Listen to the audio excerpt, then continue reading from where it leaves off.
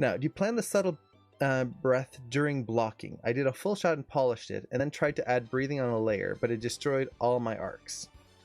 So, it depends on the breath. So this is going to be one of the big things with breathing is, when do we animate it on an animation layer, and when do we animate it in the main shot, like just as we're animating. And for me, it really just depends on the intensity of the breath.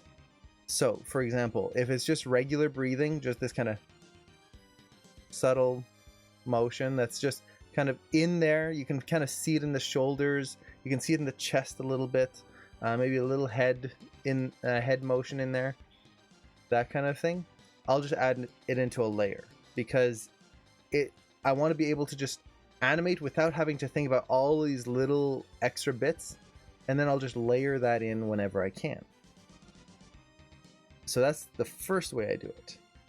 The next way is that if it's a very specific breath, so this is usually like big sighs or like that kind of thing, like it's technically a breath, but maybe the character's just sitting there like doing that kind of thing, that big sighing moment, that I'll block into the main animation because it's such a big moment and it influences a lot more.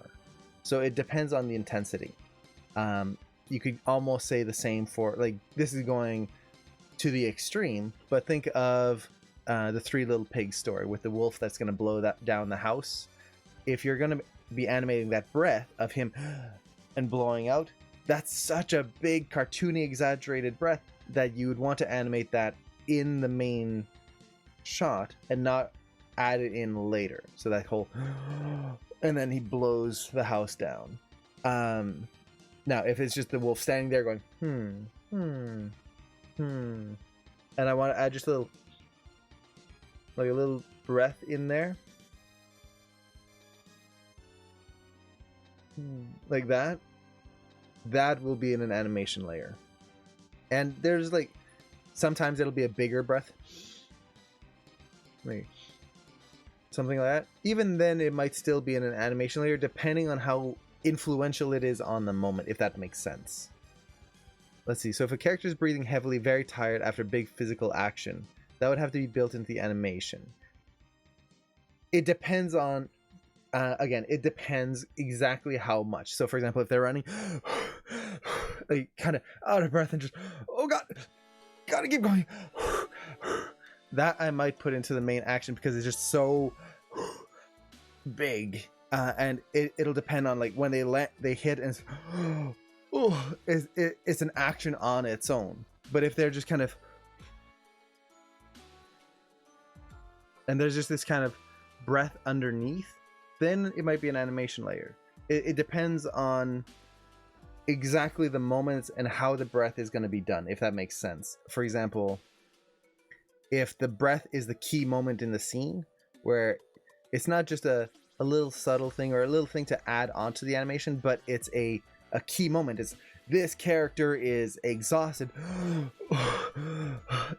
that to me is the action. That's the action, and I want that to be in the main animation. It's not just the character sitting there. But if the main action is a character kind of looking around, doing something else, maybe checking their watch, and then I just want to add some heavy breathing underneath, that might be an animation layer. Again, it goes from like, oh yeah, extreme wolf blowing the house down to tiny subtle breath. Oh yeah, that's easy. But then when you get into that middle area, it's really all gray. There's no like clear line. It really depends on the shot. For this demo, I'm going to be going over the type where we would want to put it on an animation layer, but a lot of the mechanics are going to be the same. It's just a little bit more exaggerated or not as exaggerated. So hopefully that makes sense. Now, there's a lot of ways we can do this. But before we even jump into animation, the key thing that we need to do is shoot some reference and analyze the reference. So I did that earlier. So let's see here. So this is the reference that I shot. It's just me standing there and taking a breath. And I was trying to, you can see it, my mind is blank. I'm not thinking of anything. This was just trying to focus entirely on making a natural breath. I did not want to go, there's nothing like that, because that's not a natural breath. That's an exaggerated breath, which, if that was the goal of the scene, yes, I would shoot a reference like this. Here, I want to animate a natural breath. So I wanted natural reference. So it was basically just me standing there, just looking outside and breathing. So we've got our reference here, just a breath. And for this shot, I'm going to be going for a more subtle type, but we can exaggerate a lot more, as we'll see in the animation. Now, the big thing here is, once we have our reference, just going through and analyzing it as clearly as we can. So this is doing things like finding out when the different parts of the body start moving. This is going to be the big thing. A lot of people, when they start animating a breath, they do 3 poses. They do the first pose, they do the breath, and then they do the exhale, like that. 1, 2, 3. Done. And that does not look good. I'll show it in the Maya file why it doesn't, but it really just doesn't look great. So these 3, if you just have those, everything's going to move the same, and you're not going to feel like the character's breathing. It's just going to be wiggling in a weird way. The thing that makes a breath interesting and read correctly is the fact that the body is doing all sorts of things in reaction to the breath, and they're all offset from each other. So I just did a few markings in here as I was studying. So for example, on frame 3 here, this is about 100 frame breath. On frame 3, this is when the chest starts to expand. That's the thing that happens first. The chest starts to expand as the lungs fill up with air. Then as the chest fills up, you can kind of see it if I scrub through just a little bit here. You can see that chest, the chest kind of expanding out. After that, the shoulders start to raise up as the chest kind of fills up. It's not that they're raising up like this, but there's this kind of stretching that's happening. As the chest is expanding, it's pushing the shoulders and the arms out. So we're getting a little bit of that. From there, the back starts to stretch. This is the key point here. So this is not the back curling, which is a lot of people will tend to do. So they'll take the rig, and for a breath, they'll start to do this. Except that tilts the body backwards, which is not technically what's happening.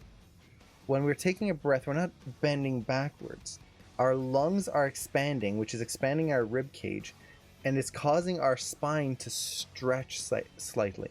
This is why when you do things like yoga or like exercises and you're trying to cool down and like do those stretches, they tell you to take a deep breath, like just fill your lungs as much as possible, because it's stretching your body out.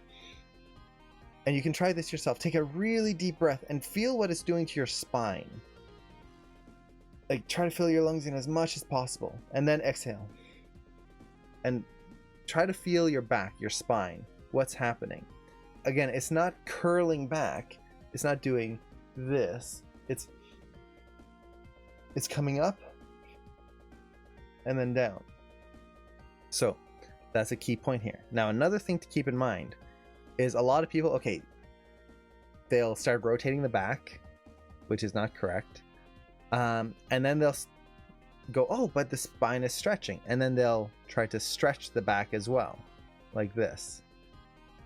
Technically, that is correct. We'll talk about this a little bit more. But one thing to watch out for is that when you're doing that, the head isn't really moving.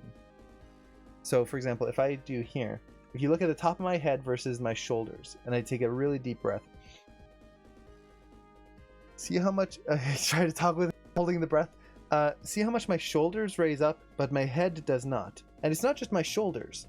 Like, watch the whole collar here. If I... all of that raised up, the head hasn't moved really. You can see how that is moving a lot. It's because the chest isn't just going out as it's expanding. It's a balloon. A balloon expands in all directions. Our rib cage is basically a bony balloon in a horrible sense there. So as we breathe in, it's expanding in all directions, including upwards. So when you're animating, a lot of people, when they start animating a breath, they'll try to stretch the body up to kind of get that feeling in the chest. That's not going to work with the head, because now we're moving the whole body up. This is actually stretching the character, versus what we want is that feeling of expansion in the character, if that makes sense. And Irish Banana, thank you so much for the subscription. Thank you so much. And there you go. I finally got the music working on the alerts, and then I forgot to turn on the music for the alerts. Yay, it works!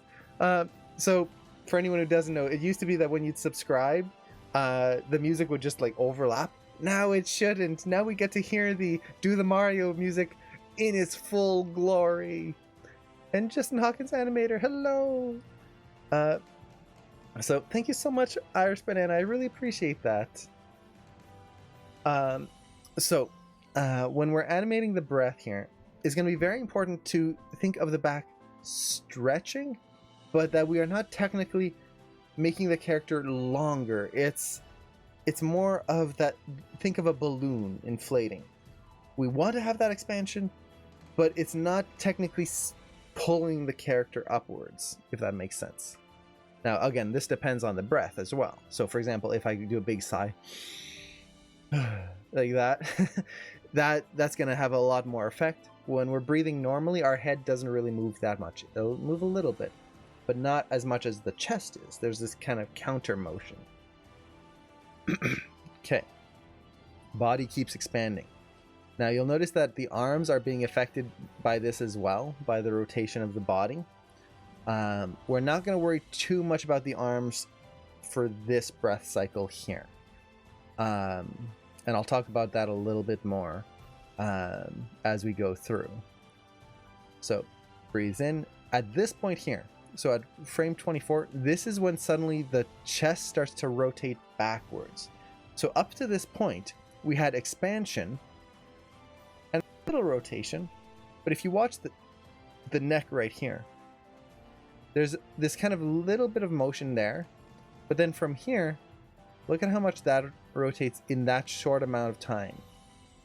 This is where you really get that little bit of, again, it's not quite rotation, but that's when the back is suddenly like, it's reached its full expansion, and now it has to find other ways of moving. For the annotations here, I am using Keyframe MP, and let me get you the link there. So there's the links to Keyframe MP. There's a free version as well as a paid version, which is really good. Definitely check it out. It's a really nice program. It's basically made for scrubbing through animation. So we get that, and then from here we start into the hold. So this is an important thing with the breath. As we breathe in, we don't just breathe in and then out right away. It's not like in, out. If we're doing a relaxed breath, we breathe in and then we hold for a little bit. And in this case, I'm holding from frame 38 to frame 57. Just a slight hold. It's a moving hold. It's still expanding. It's still slightly moving out, but it's not as great as it was before. Now, another thing to note is that the head actually starts to hold a few frames after. So you're going to have that kind of little bit of motion, and then the chest stops, and then the head stops a few frames after. Here, like I was just putting notes, the shoulders are still going up, chest is still expanding even up to this point. This is the end of the hold, and then everything starts to come down. Starting with the chest, as the lungs deflate, the chest comes down, then the shoulders, then the head, and then you get this little overshoot in the nose right here where it goes down and up. Very slight. So Basically, I just went through and I wrote down a whole bunch of notes. And you can do this, like, just take the sigh or the breath, that whether it's a big sigh, whether it's an exaggerated, like, out of breath motion, just shoot reference for that. Now, if you're going to shoot out of breath, in the terms of like animating character out of breath, if possible, just run around your room for a little bit, make yourself out of breath, and then shoot reference for it. It'll actually make it much better than just faking it. And thanks for I'm glad you like the Genji statue. I've got Genji, Tracer, Mercy, you can see her wings right there, Widowmaker's up here, and then why can't I think of his name now? Reaper is over here on the right side. So we want to know how everything reacts in terms of the body in order to make this work correctly. If we don't, what's going to happen is that we're just going to end up animating something that feels fake. It's going to feel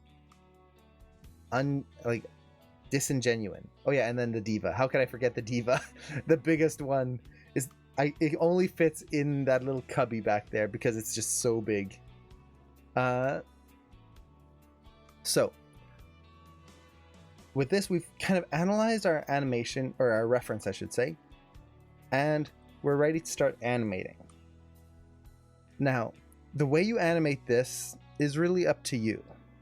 The criteria I'm putting in here is that this is going to be an animation that I can layer in to other animations. So I don't want to do too much big motion.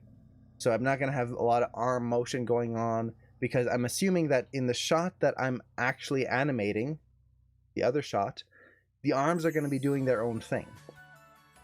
So I don't want to have a breath cycle that's going to ruin all the arcs that I have, as well as I don't know whether I'm going to be animating an IK or FK in the next shot.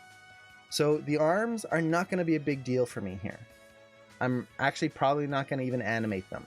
Maybe I'll do it just because I want to, but I'm really not going to worry about them too much.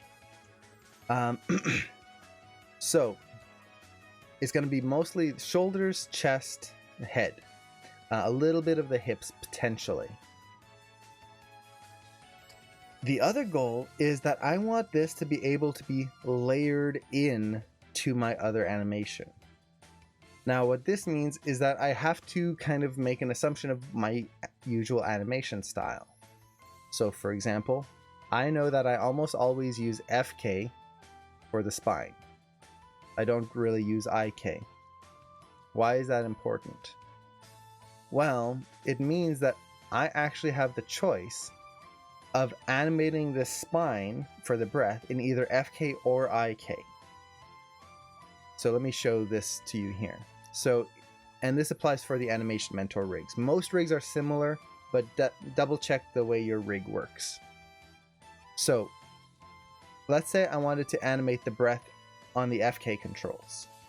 I could easily do that. I could take these controls and rotate the chest up, and that's going to help me get that nice rotation. Now, technically, like we were talking about before, this is not how it rotates, but I could add that onto an animation layer and have it add to my current animation, and that would work. That's very good. But for a breath, animating FK, like we were talking about before, doesn't create quite the right motion we want. A breath is not the spine bending, it's the spine expanding. So IK might be actually better. Now, with IK, I know that I almost always animate in FK. So if I have a character who's twisted around kind of this way, watch the IK control. The IK control still lines up. So no matter how I animate my character in the other scene, I could bend them back, I could have them come forward, I could do something like this, just weird twists. The IK control stays in line. What does that mean? Basically, it means that I could animate the chest here, just the IK control rotating, and it'll add this nice subtle motion throughout the whole body without affecting any of my FK controls, without having to layer those in. So I get one control and I can get most of my breath in there. That's pretty handy. So with this, I now have an idea of what I can do to simplify this. And since I know my personal workflow is almost to always use the FK controls, I know that it's going to work for most of my shots. Now, if you are an animator that tends to work with the IK control exclusively instead of FK, this could still work. As long as you make sure that you're using an extra animation layer and you're adding onto it, so it's an additive layer.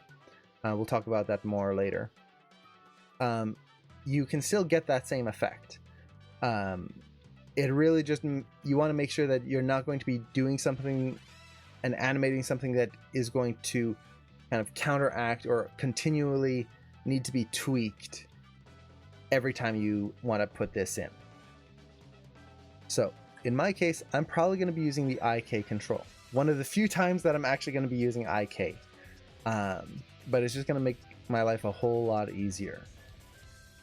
Now, a few other things that I'm going to do just in terms of setup here. I'm going to take the facial controls. I'm just going to take the eye controls. This is to make the character not look dead. I'm just going to drag that out ahead of him. This way I can animate the head tilt and the eyes still look in the same direction. This is not going to matter in terms of saving the animation out. This is mostly just so that I can freely exaggerate this animation without him looking up at the stars and making things look really weird. So we've got our rig. Let's just go on frame 1 and we'll set a key. Okay. So the first thing we need to do is just basically create the default pose, if that makes sense. Now, we're not going to be making a huge pose here because this is something that we want to add on to our current animations. The poses are going to come from the existing animation, not from here. So I'm not going to, for example, put him into a slouch or make some sort of complex like weight shift or anything. Honestly, this is one of the few times where you don't even have to worry about any of that. We're really just interested in the mechanics that will then be applied onto any other pose we create. That's the power of this. So we want to be very careful how much we push certain things. In this case, basically what I want to create is the deflated moment. So for this character, it might be, let's make sure our rotate here doesn't have anything. So I want this to be the moment where you're out of breath. So exhale, feel what that does to your body. So if you exhale completely, you can feel your chest kind of dip down ever so slightly. It's basically just your body not having the support that it normally has. So when we expand our lungs and take in a deep breath, that actually gives you more support in your back because your lungs are actually supporting the weight. They're causing the spine to become stiffer. If we deflate our lungs, our spine becomes more, I guess, flimsy in a sense. Now, day to day, we don't notice that, but if ever you start doing weightlifting, for example, lifting heavy weights, whether it's just working or like actually working out, this is actually a very important thing to keep in mind, is that when you're lifting a heavy weight, you want to take in a deep breath. A, it helps you not pass out. B, it helps support your back. If you don't breathe in, it's much easier to just let your back crumple and lose the support. If you fill in your lungs, it holds you upright. So, what does this mean? Well, for this first pose, I want to deflate him a little bit. I'm just going to take this and I'm not tilting him to the point where he's collapsed inwards, but just down a little bit. But the problem here is, look at the neck. The neck is moving. That's not right. I want the feeling of deflation, not of curling. So this is where, like Daniel had mentioned earlier, we can use a constraint. We can use a temporary constraint to readjust where we want this chest to pivot from as we're animating. And I typically want it to animate from the neck. This will help to create the feeling that the head stays stable as the chest underneath is the thing that is expanding and adjusting. So let's just create a locator right there. Now let's name it. Always name your objects. I'm very bad at doing this on stream because it usually takes time, but I'm going to try to make a better point of actually naming things like I would if I'm actually working, because it is something that a lot of people tend to skip out on, and you should not. Always name your things. You create something, you name it. So this is going to be neck pivot. Okay. So I have my neck pivot. Let's put it into place. So to do this, I'm just going to take my neck control, and then I'm going to take my IK control there. I'm going to go to constrain, parent, open up the options, and I'm going to turn maintain offset off. Apply. This snaps the pivot right into the neck. From there, I can go into my outliner, which for some reason is not docked where it should be. I always like docking my outliner. So we've got our neck pivot. I'm just going to delete the constraint right there. So now it's technically free to go wherever it wants. And let's take this now. And I could leave it right where it is, but I think I wanted to rotate from the actual spinal cord, not just the middle of the neck. So a little bit back here. A lot of this will depend on the anatomy of your character as well. So let's kind of put it right there. Now we'll take the locator, then the chest control here, and I can just constrain it. So this time I want to turn maintain offset on. Let's add that. And this is an error you might run into. So I add that and could not add constraints. Great. The reason you can't add the constraints if you get that error, sometimes it works, sometimes it doesn't. You've got keys on there. Those keys are overriding the ability to create a constraint. If I delete the keys, I can add the constraint. There we go. And then just key it again. And it looks like I'm actually gonna have to reset my preferences. The reason why, I set a key and you'll see I didn't get a blend parent. This is a, I don't even know if it's a glitch, but just kind of one of those weird things in Maya that sometimes when you set a key it won't create a blend parent. Resetting your preferences will solve that and then get you all good to go. In this case, it's not going to make a difference. Hey, Spencer Foster, thank you so much for the subscription. Oh man, thank you so much. 3 months, jeez. Thank you so much. I really appreciate that. Let's see. So just a note on there if you do run into that. But now we have this neck pivot, which I can now use to rotate the chest. And you can see how the neck stays still. The head's still moving, yes, but the neck itself isn't swaying back and forth. So now I can deflate the body and have it curl in.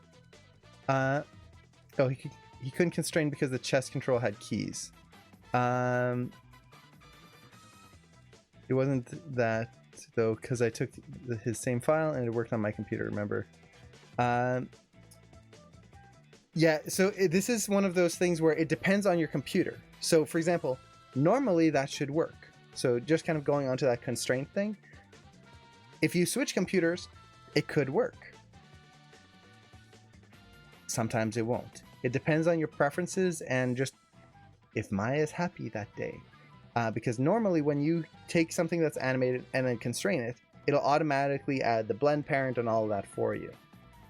The reason it failed on my system here is because Maya is not allowing me to create a blend parent, which means that if I try to constrain to something that's currently animated, it just can't do it because it's not adding in that blend parent, which would now mean that those keys are either going to be keyed or those attributes, they're going to be keyed or constrained, which Maya can't have unless it does have a blend parent. So basically, that's what's causing the conflict in there. Now, I did see a question here. By the way, I have a shot when a character has his hand on his hips, and I want the IK hand to stick to the hips. How do I do that? I activated the follow, so the IK move with the root, but it was also move when I move the shoulders. So let's kind of take a little break here and just answer that quick. So it should be very quick here. So if I want this hand, IK hand, to follow the hips, let's say he's going to be sassy and he puts his hands right there. By default, you'll see it doesn't follow anything. It just stays behind. So I want to change that. I want... Interesting. Oh yeah, it's because it constrained it. Okay. So I want his hand to follow his hips, but you'll see it didn't really do that by default.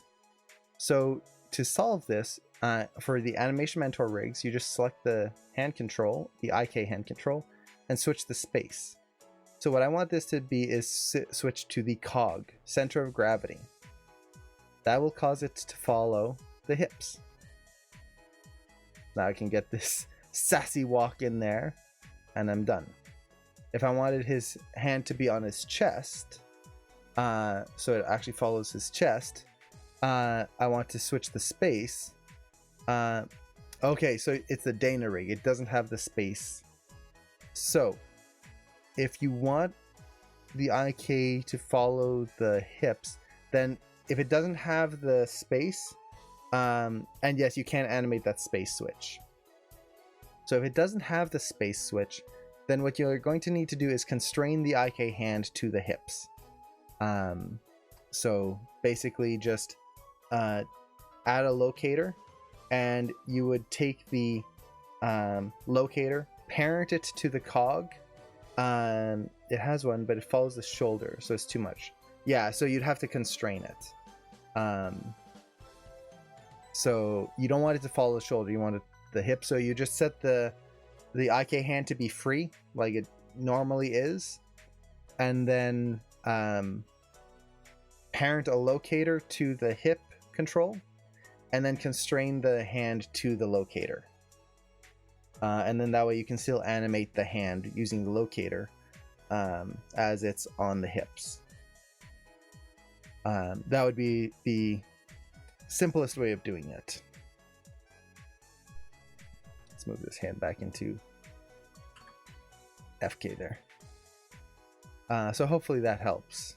But it's really just a matter of creating a constraint and leaving the hand free so that it doesn't follow the shoulder. Okay, so that's another good question. So the question about Overlord. Did anyone have ever experienced problems with the face shapers not updating? This is a rig issue that is technically a Maya glitch in a sense.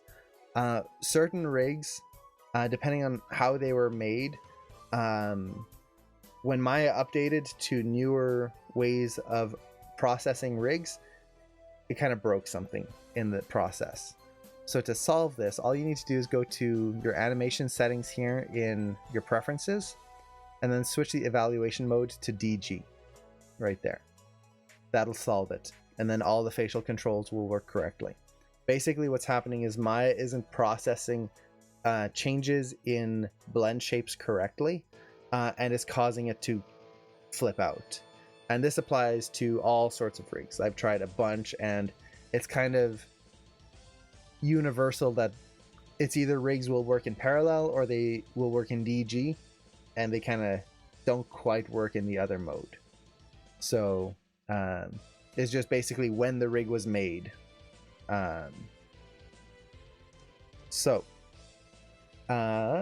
go back to the breath here. So we've got our locator here. This is our neck pivot. This is what we're going to be using to tweak the positional space of the chest. So let's set a key on this as well so we can animate that. And at this point, this gives us the ability to now really push this breath. And you can kind of feel it, like doing this, how the character, it feels like they're breathing in, versus if I take these and I rotate these, how he feels like he spins backwards. Now, I would have to turn off the constraint to make that work correctly. Let me do that here. So let's animate that. So you get that, where that's not breathing in, that's just him being very flexible. Let's see. Could that be the reason the Mary rig never worked for me and makes the legs pop weirdly? That could be. So for some rigs, for example, if you don't switch it to DG or vice versa, if you don't switch it to parallel, like you'll move some of the controls and the whole rig just stays behind. Like you'll move the character forward and only the controls move, the geometry stays behind. And then you'll scrub through and then suddenly it pops forward and then it's back to the beginning, and it's weird. It's very weird. Basically, it's the processing isn't working correctly, and Maya is not aligning things to the correct frames. So definitely give that a try. So we've got our constraint here. Let's turn that back on. Oops, make sure I actually turned it on. Weep. There we go. So now I'm just going to start posing things out. So I'm just going to key everything. We've got our pose on frame 1. We kind of created this little bit of a exhale of breath. So I'm going to bring the chest down. I'm going to exaggerate things here. I'm just going to bring the head up ever so slightly, and then the neck just a scooch forward. Now, I could exaggerate this a lot more, but these are very minor to begin with, so I don't want to make it too much. Now, a rule of thumb here is always try to exaggerate your motions, especially for a breath here. It's going to make your animation a lot clearer in the long run. So let's lower the shoulders here. Basically, I just want everything to feel like as if he's totally out of breath and everything's kind of collapsing down. And Kenneth, thank you so much for the subscription. Oh man, thank you so much. I really appreciate that. That's awesome. Thank you so much. The locator breath trick is so good, but we have to counter animate the head? No, you won't have to counter animate the head. Well, yes and no. So the more we exaggerate this, we're going to have to hold the head a little bit, but the head does move back at some point. So we will have to counter animate, but we would have to do that regardless of whether we're using IK or FK or the locator or anything. It's just part of the breath. So when we breathe, our head will tend to, as I start to breathe in, you can kind of feel the head go forward. I'm exaggerating it here. And then it goes up. So there's going to be that offset in there. We're going to have to build that in regardless.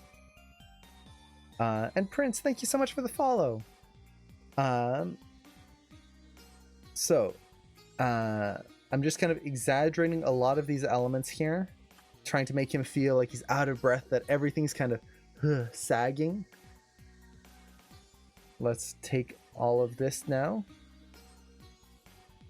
Just need one viewport. Okay. Let's go all the way to the end. So this breath is going to take about 100 frames, so I'm going to go 101. Right there. And then I'm going to follow the timing for my reference for this, just because I didn't have time to try and exaggerate the timing before the stream, and I don't want to just kind of guess.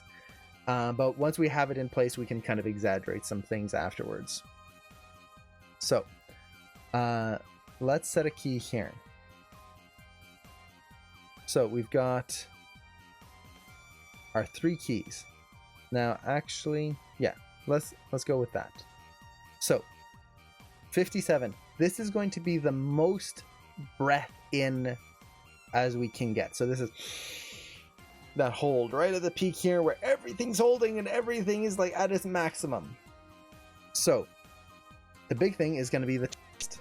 The chest is going to expand and come outwards like that.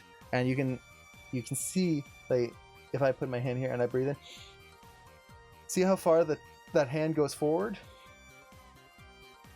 This is the important thing with the chest, and why the rotates in the FK spine don't work. Because if you rotate the spine back, that brings the whole back this way. That's not correct. When we breathe in, it's actually going forward here as our body rotates back. This is what's going to create that realistic breath versus that weird twisty breath where the body is just kind of just moving around for no reason. Teach you how to breathe. We're learning how to breathe today. The thing that we all thought we knew how to do. We're learning about how to do it, which is weird. Breaths are one of the hardest things to animate, and it's the thing that we do every single day. Well, hopefully you do, or else I would start suspecting that the zombie apocalypse has begun. So by rotating this control here, we start to exaggerate that breath a little bit more and get that clear feeling of movement in there. Okay, what else can we do? Well, let me show you a trick that I like to do whenever I have to deal with subtle animation, which is opening up your reference and just framing back and forth between the 2 poses that you want to animate. So let me let's see, I'm trying to think of the easiest way to do this. If I take this and can I duplicate it, or can I bring in another copy? Ah, dang it. Oh well, I'll just do it the old-fashioned way. So what I want to do is just go from frame 1 to frame 57, which is the most extreme. And I just do this. Just like that. I'm just paying attention to what's changing. We can see the chest moves a lot. The shoulders go up, but they're not coming up like this. It's not doing that. It's just going up a little bit. Is this keyframe MP Pro? Yes. So this is the Pro version, which is $30? No, I forget the full price of it. But I would definitely recommend, if you're going to pay for it, go with the Pro version. $70, I believe. Which isn't that much, and I use this program every day when I'm animating. So we can see the head goes back. We can see that the head tilts up slightly as well. So if we look at the line of the nose, it's tilting back and the head is actually going up. It's not just tilting back and the head stays level. Yeah, it's like $70, I think. The arms move forward. I'm not going to worry too much about the arms in this case. So we get that. And then the hips actually move backwards. So this is one of the things that I see a lot of people when they're first animating a breath kind of get wrong, is that, again, we have the assumption, because when we use FK, we rotate the spine back to kind of get a breath in here, it moves the character back.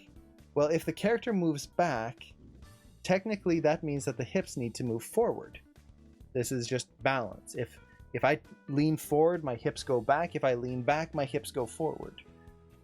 This is not the case here, because again, if I take a deep breath, my chest is going forward. Even though my head is going back, the chest, which is much heavier and bigger, is going forward, which means that the hips go back.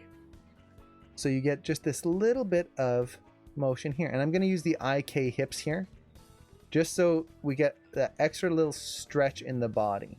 I could use the FK hip, but since we're using IK already, we're going to use these. So now we get this. Just this slight movement backwards. And I could even maybe bring that up just a little bit if I wanted to.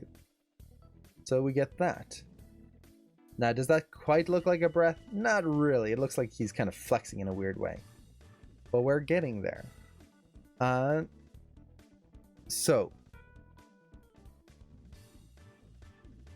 let's see.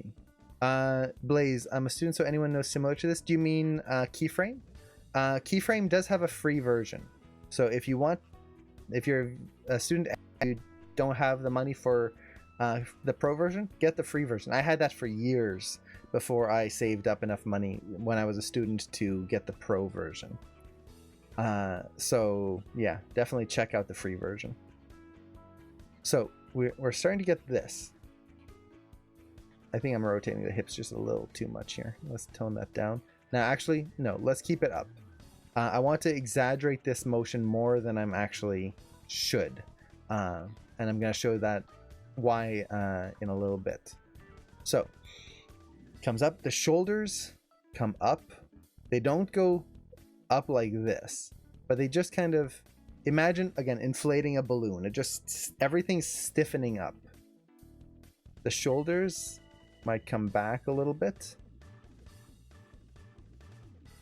It depends on the way he would be breathing here, but it's going to help expand that feeling in the chest, kind of make the chest stand out a little bit more.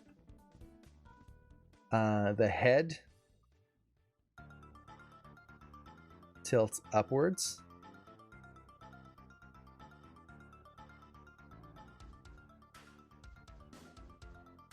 The neck will go back ever so slightly. As the head tilts up, the neck will follow along. And already, just looking at these frames here, that feels like a breath. It is a one-time payment to the external sides. What do you think of that? That is definitely something else we can do. So, for example, I could take the actual shoulders, and as he's breathing, I can push them out ever so slightly. And depending on the size of the breath, I would actually do this. Because once again, if you think of when your chest is expanding, as the chest expands, it's going to push the shoulders and the arms out ever so slightly. It's not a huge amount, we're not dislocating our shoulders, but as everything expands, it's pushing it out. So we can exaggerate that and make the breath feel even bigger by translating the shoulders, the clavicles, out just a little bit. It helps to kind of make that breath feel deeper. It also involves the arms in a nice way. So we start to get that. What else can we do?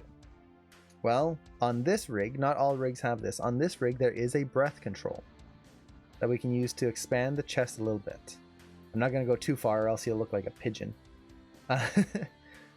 But maybe something like this, just kind of looking at the line of action that I'm creating there. It also expands a little bit on the sides, but we can kind of push that a little bit. Another thing I could do is, on this rig, I could take my free spine controls, and I could actually scale the chest out to the side a little bit as well. 3D Animation Hub, thank you so much for the follow! So let's take that and make sure I key that.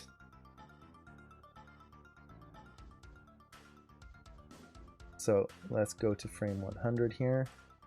No, 101. Set a key there. Make sure that's set to 1, not 0. Okay. Make sure that's set as 1 here. So now we get that little bit of expansion because the chest expands to the side as well, not just out in the front. And this is one of the big things to watch out for, is that when you're dealing with breath controls, it's very easy to overdo it. And the worst thing is I've seen a lot of people when they're animating a breath, they just use the breath control. They just do this. Imagine seeing this in an animation. Does this look like he's actually breathing? It looks like something's in his chest and trying to burst out. It's like a scene from Aliens. That's not breathing. Breathing is a full body thing, because that's literally what's happening. Our body is filling with air. Our lungs are filling with air and expanding, our rib cage expanding our entire torso area, which means that everything attached to the torso, so head, arms, hips, are all moving. Let's see.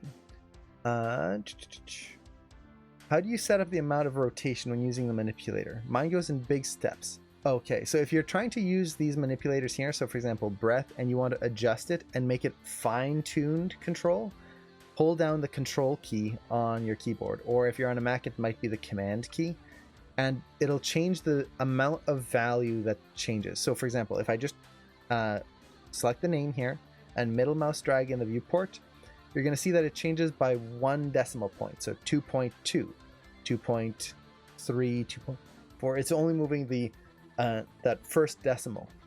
If I hold down control, you'll see it adds that extra decimal. So I get more fine-tuned control here. If I hold down shift, that'll just change it very quickly right through, like so. Now, if you do find that it's still not quite right, what you can change is this button right up here. This will change how fast these change by default. So by changing it to mid speed now, you'll see that when I hold down control, I actually get down to the 3rd decimal point. You could also change this. This changes the interpolation of the how fast those attributes will change.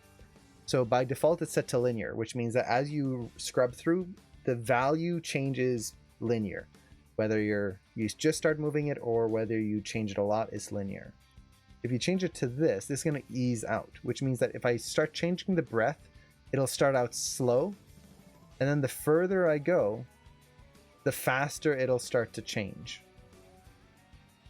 So both of these can help you fine-tune your the way you change your attributes, along with the control and shift keys. Nothing better than listening to an animator animating while you're animating. Agreed. I love listening to like Twitch streams and stuff while I'm working. A lot of times I can't because I'm animating dialogue, and as soon as it's dialogue, I can't do it. But if I'm ever animating just like mechanic stuff, it's so much fun to see what other workflows people have. Would you also animate the really subtle breath, like for when you're quite calm? Yes. So I'm going to talk about that in a little bit. Let's see. Oh, so for in the viewport, so if you're changing the manipulator here, for me, I'm not a fan of using the manipulator too much for subtle motions here. I'm doing it to kind of block things in, but once we go into the subtle stuff, I'm going to be using the graph editor a lot, which you'll see quite a bit once we start breaking this down. So we've got this this motion here. So we've got our breath. Whoop, whoop, whoop, whoop. Now this is very exaggerated. That's fine. I actually want it to be very exaggerated right now. I can always tone it down later. But if I animate it a little more than I really want to, what that's going to do is it's going to make it a lot easier to find out where I should add breakdowns versus just kind of hoping for the best. So I think with that, we've pretty much got our 2 poses in place now. So we've got the character breathing here, shoulders back. Again, I'm now focusing on the arms because the shots that I'm thinking of are going to have arm motion already, and I don't want to ruin those arcs in there. I could always add that in later. So we start getting that. This little bit of motion. Okay. Might tilt the head up just a little bit more, just so we can kind of feel it, feel that change. Okay. So, yay, breath, done. This is a lot of times when I see new animators start animating a breath, this is what I'll see, which is they've set their 2 keys, and then you get this. Breath, hold out. And honestly, it doesn't look terrible because we rotated it from the correct spot. But it doesn't look good. It looks fake. It looks weird. Why? Because we need breakdowns. We need to start going through and figuring out what movement starts happening. In this case, the chest starts to move first. We want to figure out when things will start to move and when things will start to change. So we can see right now.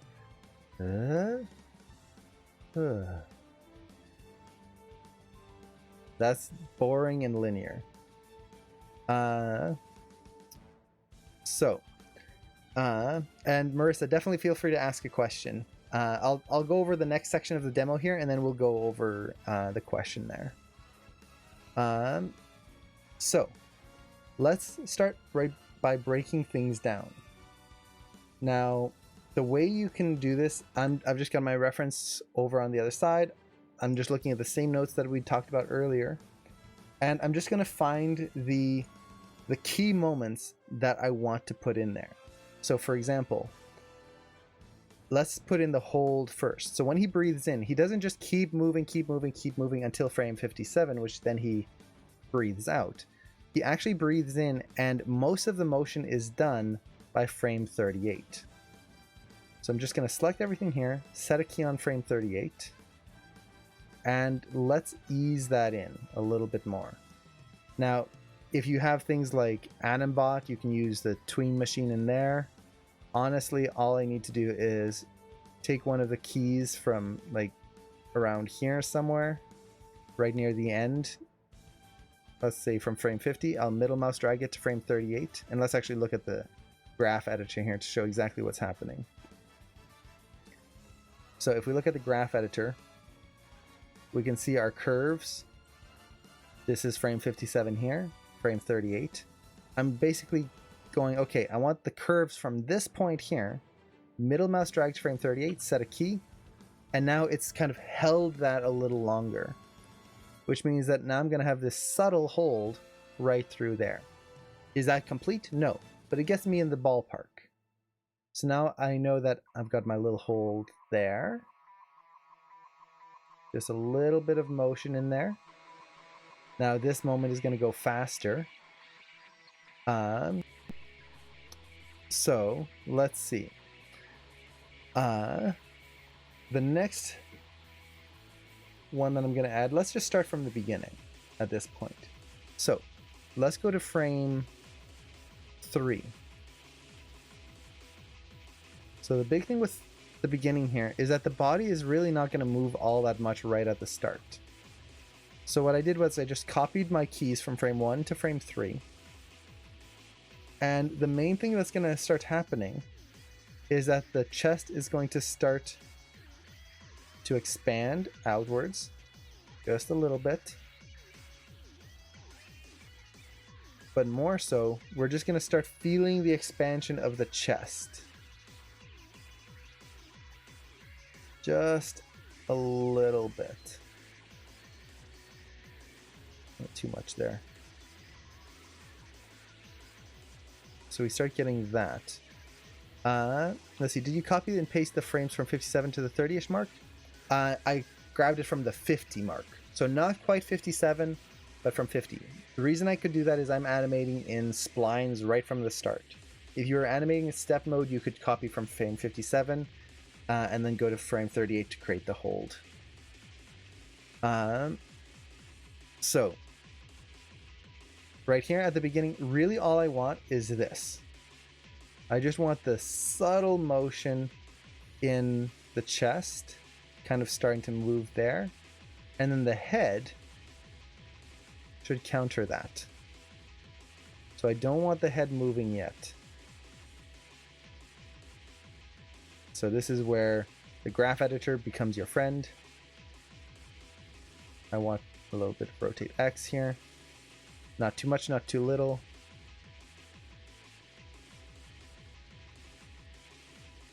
So just enough that the nose pretty much stays not exactly in place, but pretty close, like that. So now we get a little bit of motion just in the chest. Starting that motion in there. And I could even start it in the hips just a little bit.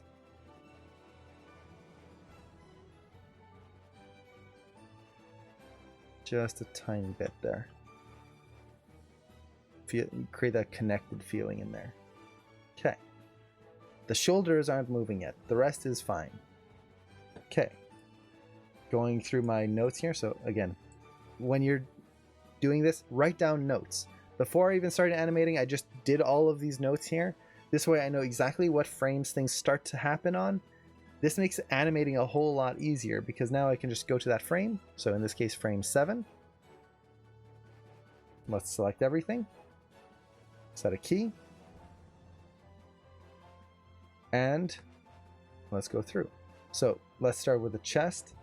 The chest is going to keep expanding. So we're going to take that breath control, keep it going.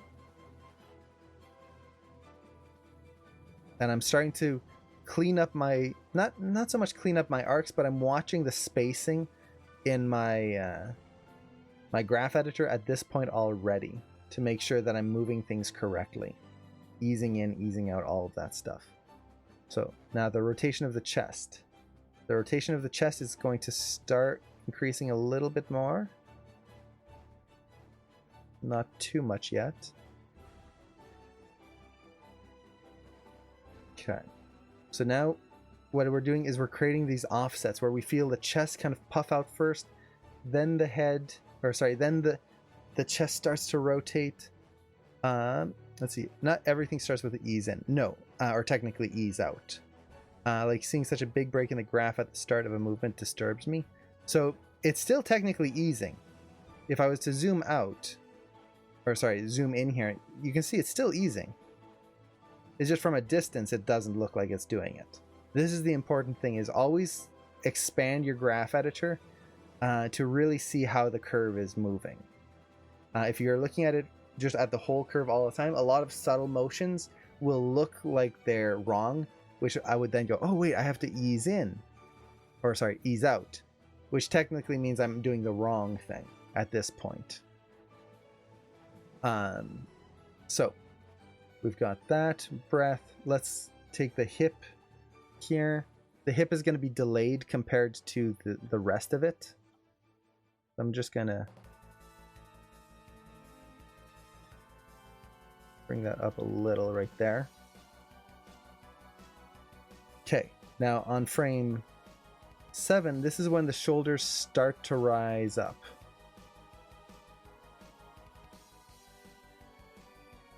So I'm going to have to break this down a little bit more. Actually, no, let's leave the shoulders here. We'll anticipate them down just a little bit on this frame. Just a little. We don't necessarily have to do that, but it might be interesting. So nice subtle anticipation right in there. Not so much that the arms feel locked.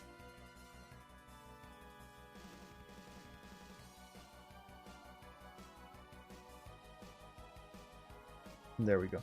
Basically starting to build that arc in the shoulders. You can see that arc starting to form right through there versus a straight linear line. Okay. Now, at this point here, again, use the trick of just framing through your shot. So you can see here in the shot, there's not that much motion. I'm exaggerating it a crazy amount in mine, but the head isn't really moving yet. If anything, what's happening is that the neck is countering that. Oop, too far.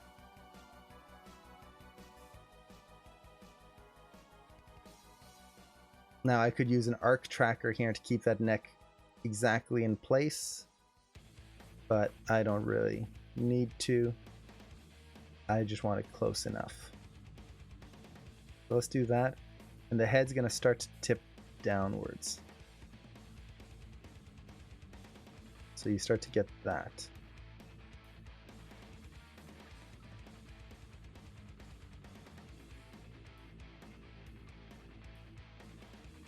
So we're starting to get a little anticipation in the head.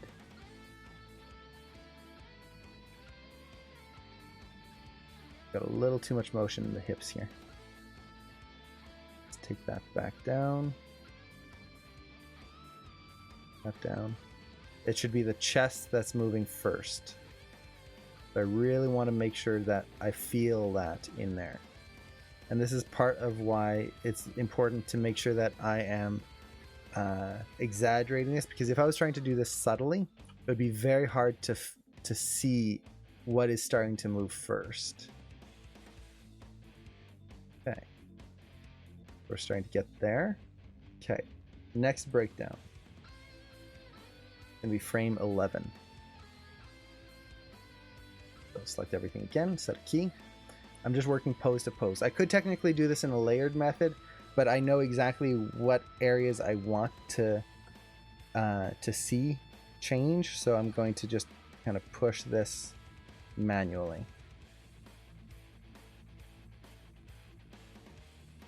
Okay, so let's look at my rotations here. Rotate Y of the shoulders. It starts to go up. And Johns Taylor, thank you so much for the follow. So that's a little too high right there.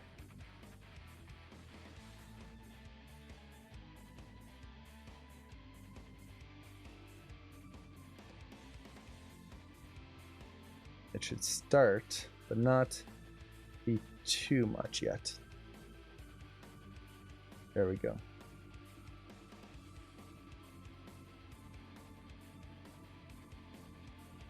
Rotate Y is a little too high there.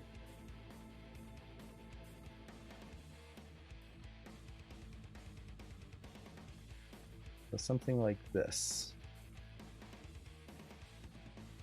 Okay.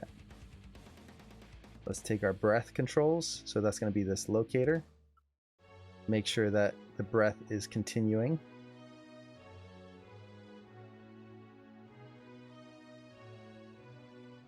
Something like that. There's a lot of back and forth here. There's no, oh yeah, you just get this in and then you're done. It's a lot of going through, making sure that you are thinking through each one and then going back and readjusting if you have to. This is just animation in general. What we don't want is to just kind of throw it all in and go, well, it's in here, that's done, I don't have to change it ever again. We need to keep adjusting things. Let's see, a shot in my 2020 that won't open in 2017 says error. Could I save as .ma and try that way? You could try. It's not guaranteed, but you could try that or try importing like Marissa mentioned. And that could work. Okay. So we've started breaking things up. Now frame 11. Look at my reference. The head is starting to come back now. So let's take a look at the neck control here.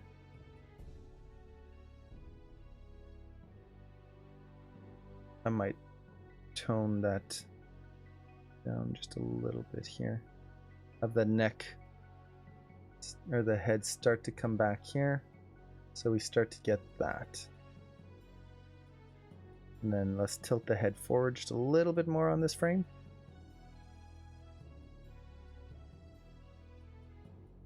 Just to create that bigger offset there. Okay. Easing out is slow to fast. So when you ease out of a motion, you start slow and then you speed out. When you ease in, you start fast and then you slow down. So you ease out of a stop. So this is easing out, and then you ease in to a hold right there. Game King, I do reel reviews and shot reviews. If you upload your shots to Sync Sketch, I'm happy to take a look at things. In this case, I'll try to do it after the demos, just to make sure we kind of keep this nice and condensed for the replay, as much as possible. But yes, I'm happy to look at people's work. Okay, so we've got that. Our next breakdown can actually be pretty far. I'm gonna put it, let's see, 11. Let's see, if I put it to 25, that's gonna be 14 frames.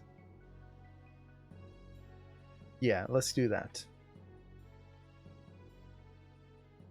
So the next point here is going to be, as this is just before the chest starts to rotate upwards very quickly. So the chest actually has an extra rotation right in here. So let's kind of ease that in here. And then it goes a little faster there.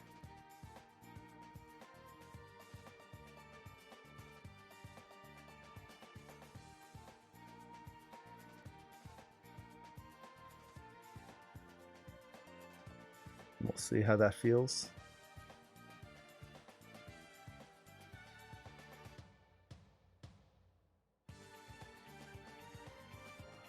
Okay. Now the breath actually is going to almost plateau early here.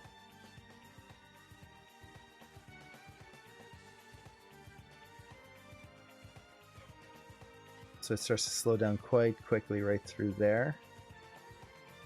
I should also make sure that the side breath is doing the same thing.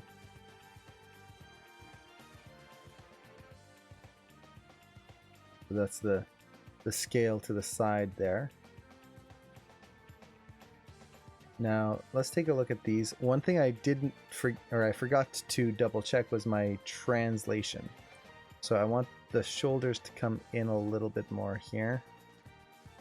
Not quite go out so quickly there. These should really only go out once the shoulders are, or the breath is really deep. A little bit more like that. Okay.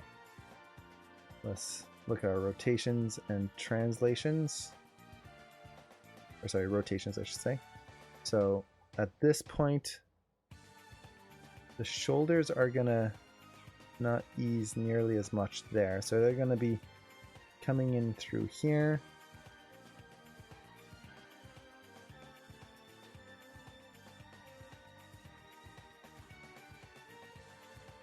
Okay. Rotate Y. I'm gonna really try to push the arc through here.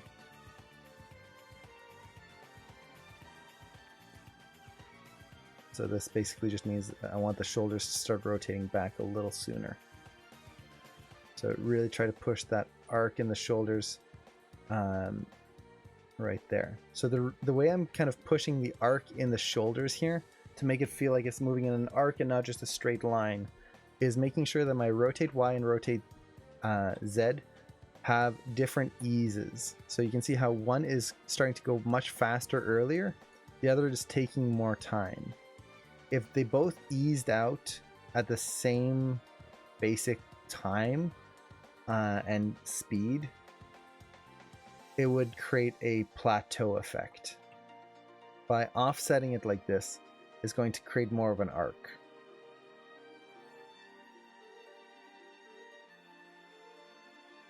So we get that kind of slight arc motion right in there. Now the head, let's go here and on this frame,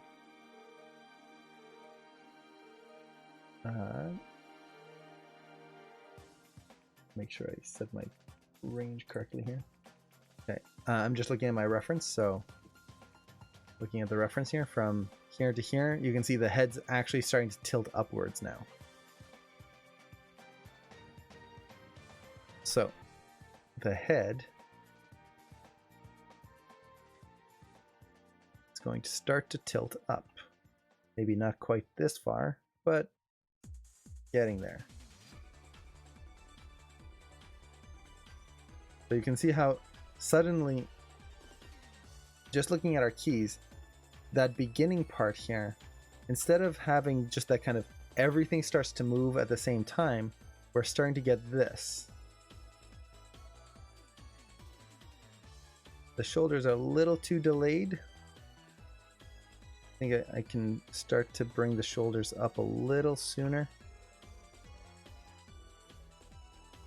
Just a little bit.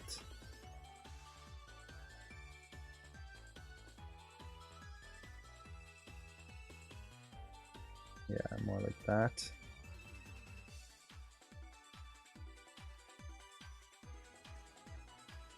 There we go. Let's look at our neck rotation here. Same thing. Let's not change it too quickly right there, or evenly, I should say. Okay. So we get to frame 38. The frame 38 is the frame where the hold begins, except that the head should actually start its hold on frame 40. Now I could offset things. In this case, I'm just going to set a key. I'm going to go very much pose to pose.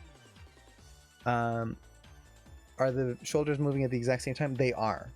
Now I could build an offset in there, but the thing is the timing of the shoulders is going to be the same because they're both being affected by the breath. If I offset the timing of them, it's going to feel disconnected, almost like one lung is filling up faster than the other. Instead, what I'm going to do, once I have it kind of all in place, I'm going to adjust the spacing of the shoulders, so one kind of might have a little bit more of a raise up to just break it up a little bit, just so we feel that difference, and that they're not exactly twinned. But that's going to be once I get everything else in place. I'm not going to worry about that right now because right now I'm just focusing on poses, not on spacing quite so much yet. How much more different would this workflow differ if you were to do step versus starting in spline? It's pretty much exactly the same.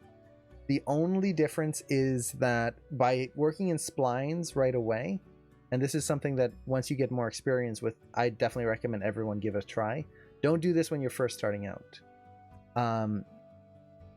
It's going to be the exact same workflow, except by starting in spline, when I hit S to set a key, my curves already have a little bit of motion that I can use to build off of and create a new pose. The thing is that sometimes that motion shouldn't be there, in which case I want to make sure that I'm actually changing things quite a bit from what was already there in splines.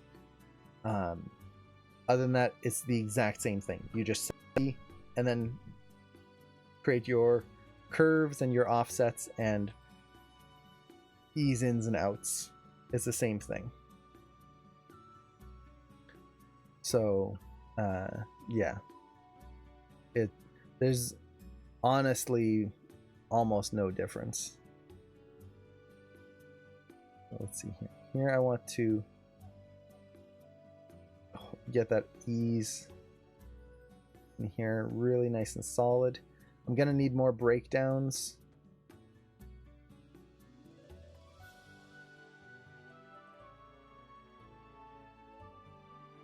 Here through this section. For now, I'm just going to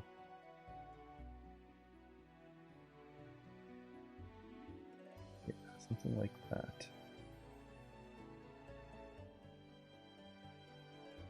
Right now I'm just working on just the keys. So you'll notice I'm just stepping through. I'm hitting the comma and period keys. go one frame to the next. This helps avoid me kind of getting stuck in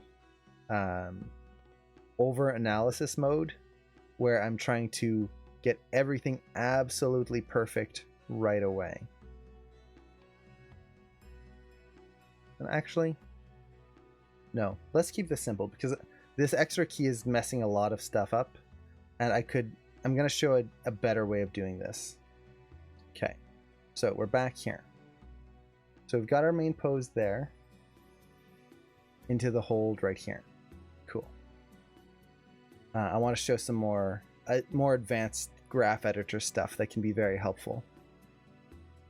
Okay, so we've got our initial breathe in. Let's do the breathe out now. So from frame 57, we start to have the chest decompress. So let's go from 57, let's go to 63. And this is going to be the character starting to exhale. And the first thing that happens when the character starts to exhale is that the chest will start to decompress. So let's start that here. Bring that chest down a little bit more.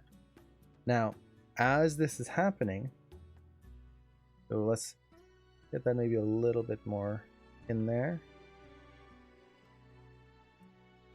As this starts to happen, not everything is changing at the same time. So the chest will start to decompress. That means that the breath will also start to come down here.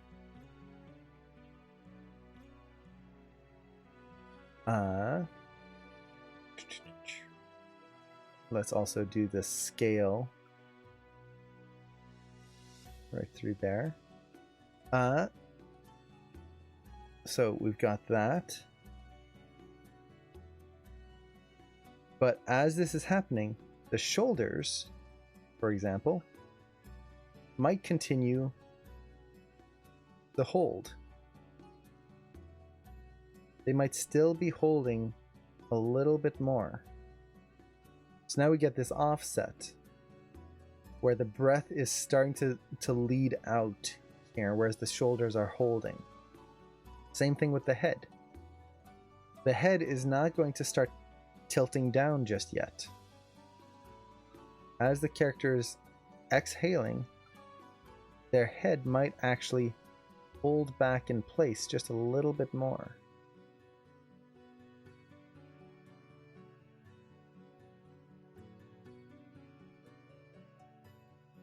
So I might counter that quite a bit here. And then let's take the rotation of the head here and do the same thing. Holding. We get this little drag to the nose. So if we look at this from the side here, you can see how the nose is still kind of angling upwards as the chest comes down. We're breaking that down, making it a little bit more visually interesting. Okay. Let's go forward. Let's go to frame, let's see, 63. Let's go to 69. Let's select everything here. Set a key. So on frame 69, this is where the head will start to come down. But before I do that, I need to make sure I animate the rest of the body first, because, well, that's kind of the more important bit. So breath is starting to come out, speeding up here.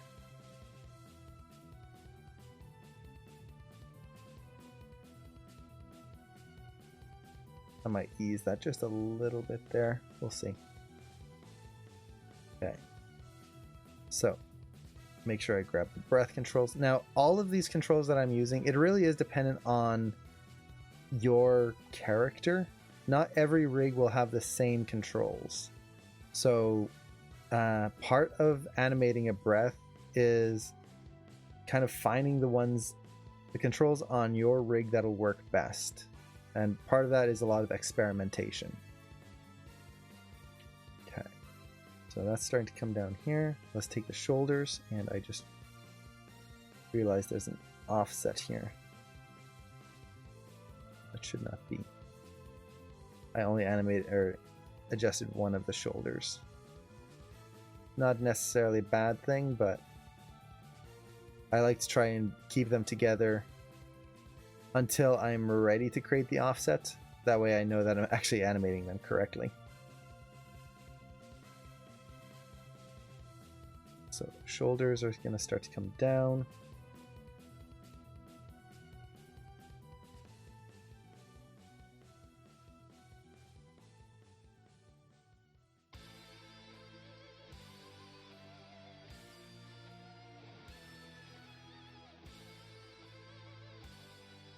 I wonder if I could hold this a little longer.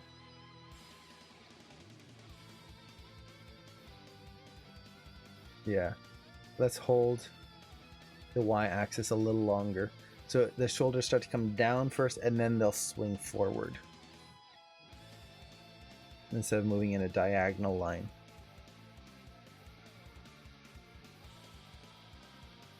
Okay, so we've got that.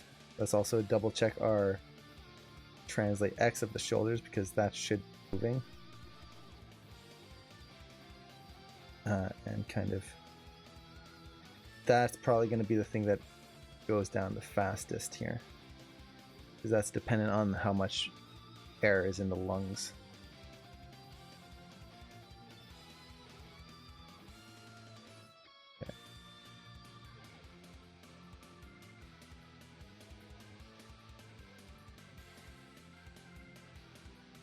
Okay, now in this frame, the other thing I'm going to do is I'm still going to delay the head. The head is going to start coming down on frame 69, but just a little bit. This is where it's just starting to change direction.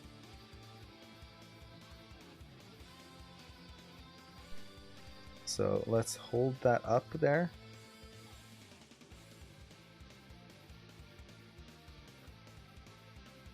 A little longer. So create that nice offset in there.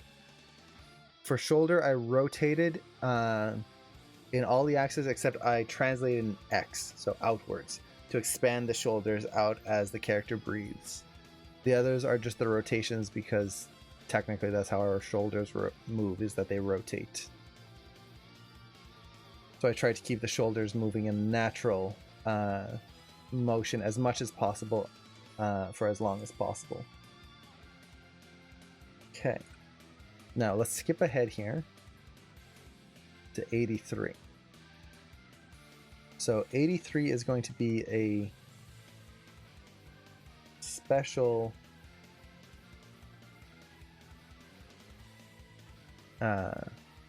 one, because now we're going from one extreme to the next. So the chest is going to be pretty much out of air here. Now, another thing I should mention, keep in mind that this is for this specific breath here. If you're animating a character who's running a marathon and is out of breath, or doing anything like that, it's going to be a different breathing style. So really analyze your reference. This is based on the reference that I'm looking at in my shot. So just make sure to keep that in mind.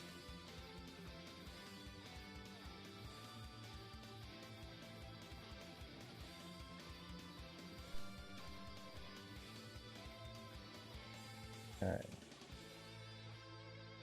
Something like that. This is a little linear here. I'm going to try to exaggerate that. Okay. So we've got that.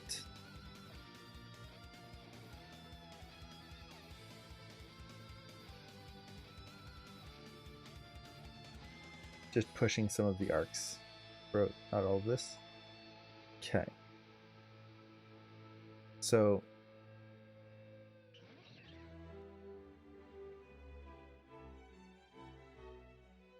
maybe push the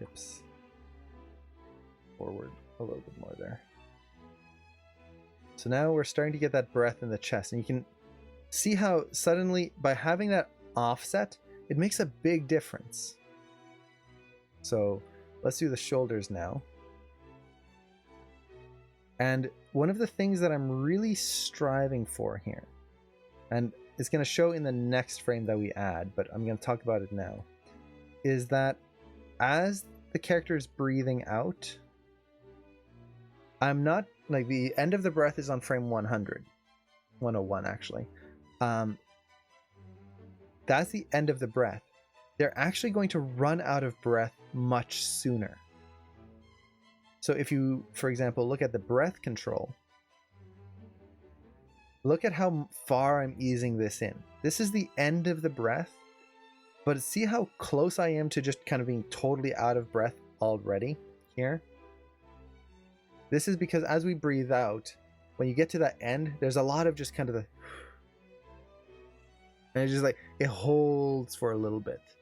I don't want to have that kind of just come in and then just stop right away. So he's gonna basically deflate, and then from 83 to 101, it's just gonna be a little bit of settle more than anything.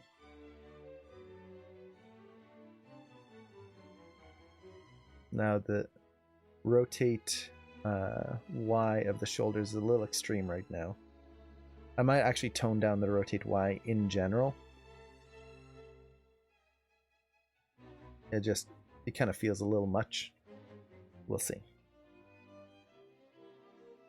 Like, the shoulders shouldn't go back that far right there.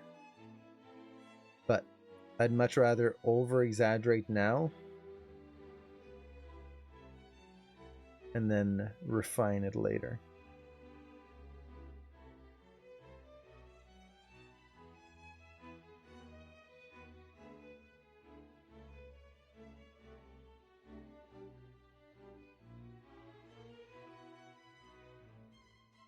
Yeah, let's hold a little longer.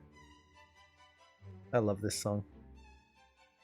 Dragon Quest music in general is just so good. Okay.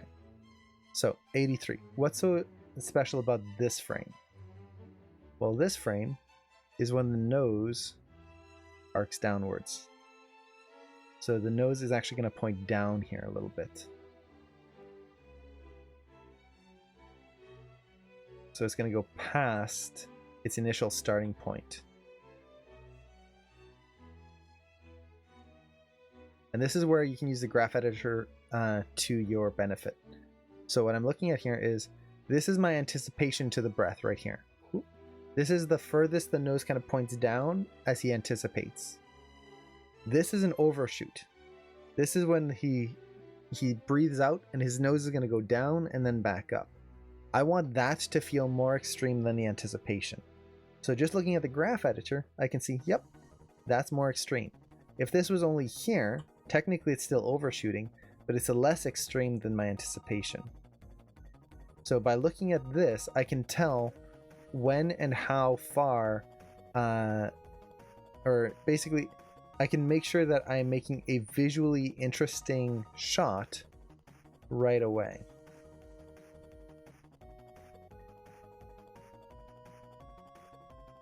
Okay, now it's going to look a little weird because we're missing some major breakdowns, but let's kind of go there. We need 2 more breakdowns in there at least to make this read correctly.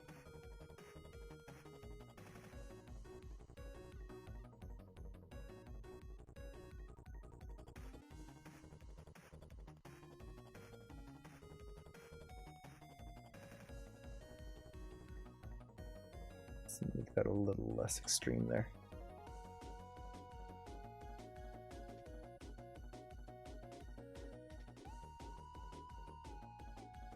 Something more like that. Okay. So, we're getting there. We need a few more keys.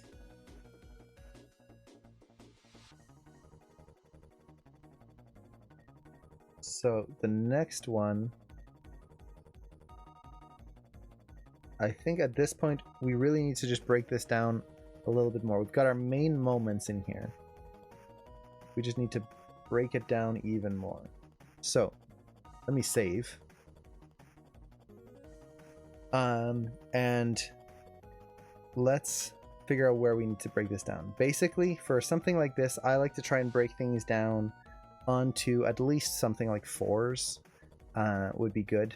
I've got 57 to 63. That's 6 frames right there. That's a little much. I'd probably want to add a breakdown in there. Now, to be fair, this is a simple motion, so maybe this is going to be more than enough. We'll see. But I do want to make sure I at least get things a little bit more detailed here, especially here. So we're right in here, we've got about 14 frames. So let's start breaking things down here. So let's break down this first moment here. 69. Let's go to 77. 8 frames. Yeah. Now, the thought behind this is just a little bit of math. So let me open up Clip Studio here and show you what I'm thinking. And this is how normally if I don't have any breakdowns that need to happen on a specific frame. So for example, on frame 83, I knew exactly that had to be in there. That breakdown had to be in there because that's the lowest point of the nose. I need to hit that frame exactly. Now, between these two frames, so we had from frame 69, and then it was 83. That's 14 frames. But there's no specific frame that I need to hit in here. There's not one pose that has to be in there on this specific frame. It's just too long. It's 14 frames of just movement that Maya is doing. And I could break this up in a lot of different ways. But I want to do it in a way that I can easily keep things manageable, as well as break it down in clear, concise ways. So the way I'm thinking about it is from 69 to 83, I will probably need to add more detailed breakdowns closer to 69, because this is when the head is starting to overlap. So I'll need more keys there as I continue animating. So I break this down like so. We've got 8 frames, or let's say this is 77. So that's 8 frames on this side, 6 frames on that side. And automatically you might go, well, wait, didn't you say you wanted more keys on this side here? Well, the reason I do this is because 8 is a little bit more easily divisible than 6. So let's say I put that key in there and then go, okay, I need more. Now I can add another key here between these two and break it into 4 and 4. So that's going to be on frame 73. From there, I can go, you know what? I still need a little bit more, maybe right here. I can put that on 2 and 2. That would be 71. By putting this first section into an 8 frames, I have much more ability to break it down very specifically. Now, you could technically do that with 6, because with 6 you could break it down into 3 and 3, or you could break it down into 2, 2, 2. So you do have that ability there as well, but by doing this, I just have a little bit more ability to, like, I have the 4 and 4, then the 2 and 2, versus automatically having to go into 2s right away. And in this section, because I don't need that many breakdowns here, I might just go 3 and 3. So it's just a little bit of math and kind of putting the breakdowns in a place that will give me the control where I need it without having to get weird frames. So what I really want to avoid is having breakdowns where, for example, let's say you have something like 7 frames. So you have let's say you have 69 and then 83, and then you just break it down randomly and go, okay, I want a key on frame 74, which is going to be 5 frames, which now means you're going to have 2 and 3 if you break it down more, and then that's 9 frames here, which then you could break down into like 4. Like it's just, it gets really weird. I try to keep things in a way that I can break things down just continually and evenly, if possible. Hopefully that makes sense. Basically, that's just how my brain works when I'm thinking of motions like this. So we've got our breakdown on 77. So basically what I want to do here is just push my spacing. That's pretty much it. So for example, the breath here, let's ease that out a little bit more. Get that out there. Let's take our hips, ease that a little bit more. Right through there. The chest. It's going to ease. So really kind of pushing that. So far, nothing's really changed. Take the shoulders. Okay, the shoulders are going to be where things are going to be a little bit more different. So for example, the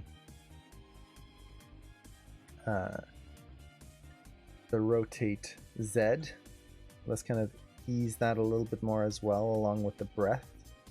Maybe not quite as much. But the rotate Y, what if, now that we have this extra key in here, we could either hold it a little longer so it doesn't quite change as quickly, or we could start having on frame 83, maybe have that change a little faster there. So by having that key on 77, it allows us to hold just a little longer and then transition into that rotation right through there. But more importantly, it's going to be the head. Right here, we can now really push what's going to happen with the head. Is it going to drag up and we get a little bit more of a knock in here? Or is it going to come through and really ease? And I think I want a little bit more of a knock in here.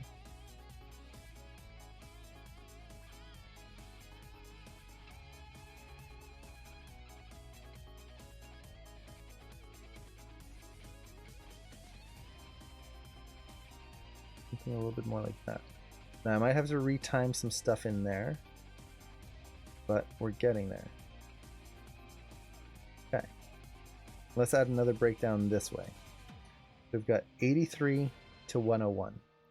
Now I know it's going to really have to hold near the end here. So 83 to 101. I probably want it to hold for probably close to 4 frames by the end there. Like just where it's a micro hold.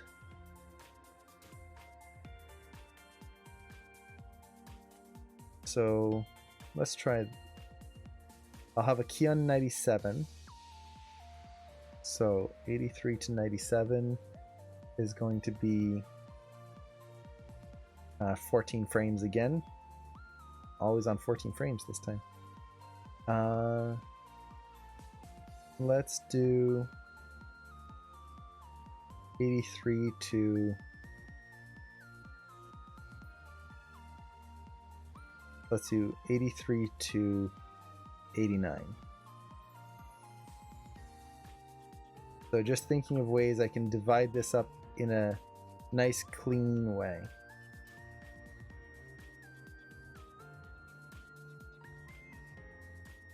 And hopefully that makes sense. Like I know it's kind of for people who haven't worked like that, it's kind of an odd way of thinking.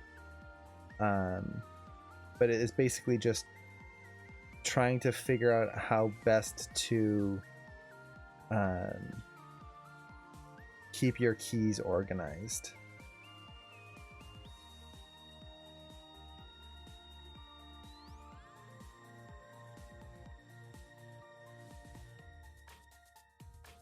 So then let's ease that in there.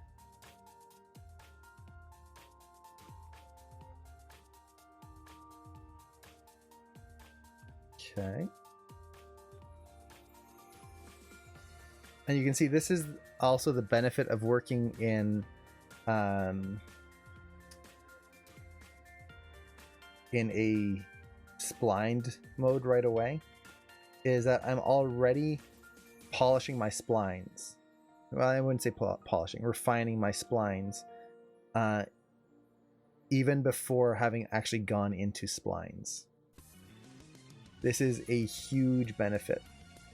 So for anyone who is like, you've gotten to the point where, yeah, you understand step blocking and you kind of want to push it to that next level, I would definitely recommend try spline blocking. You can really speed up your workflows with it. If you are just starting out, though, do not do this method. Use stepped mode. It's just going to be much easier. If you go into spline blocking too soon, it's too many things to try and think about while you're also thinking of a lot of the base stuff. Yeah, exactly. So step mode, it's a good learning point. I do really encourage it. But in terms of speed, step mode, the problem with step mode is that you're waiting to do something that you could also be doing right away, right now. Like, as I'm animating this, I'm already fixing a whole bunch of things. I'm not having to wait all the time. That speeds you up a lot.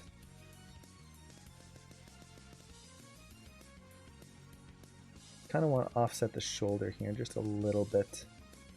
I feel like I'm easing it too much in with the rest of the body, kind of mimicking what the chest is doing too much. Spline is too much to think about for me. Yeah, so it's one of those things where you'll eventually just get used to it. I used to be the same way, where I did not like spline blocking. I had tried it once and it's just like, nope, it's too much. I don't want to deal with it. I like my pose to pose, and that's it. But then once you start getting comfortable and you just kind of get more and more used to things, I think most people tend to gravitate more towards spline blocking, just because it lets you work that much faster. And at that point, you're so used to animating things anyway that you kind of want that extra, like, you want to start thinking of those extra things right away, if that makes sense. Let's see. I just do my story poses and stepped and then spline it for my blocking. Yeah, so there's a lot of different ways you can do it. And the key here is that none of them are bad. So this is one of the big things when animating, is there's a lot of workflows out there. Not all of them are going to be for everyone. That's fine. What we want is to find the workflow that makes sense to us and that can make us productive and feel like we are progressing on our shots and it makes sense to us. Everyone's different.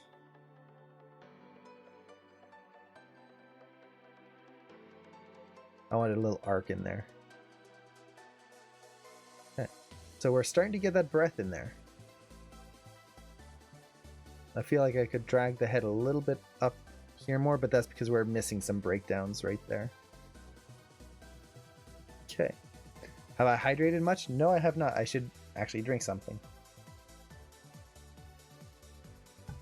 Thanks for the reminder. I got too caught up on breathing, not on drinking. My next animation test is going to be someone drinking something. Okay, so let's look at the head here. So the main thing here is that I want the head to just hold a little longer right through here. Kind of exaggerate this coming down and then up. That way we get the weight of the head. This is not a bounce of the head. This is the head coming down and then basically having to reset itself into a comfortable, relaxed position.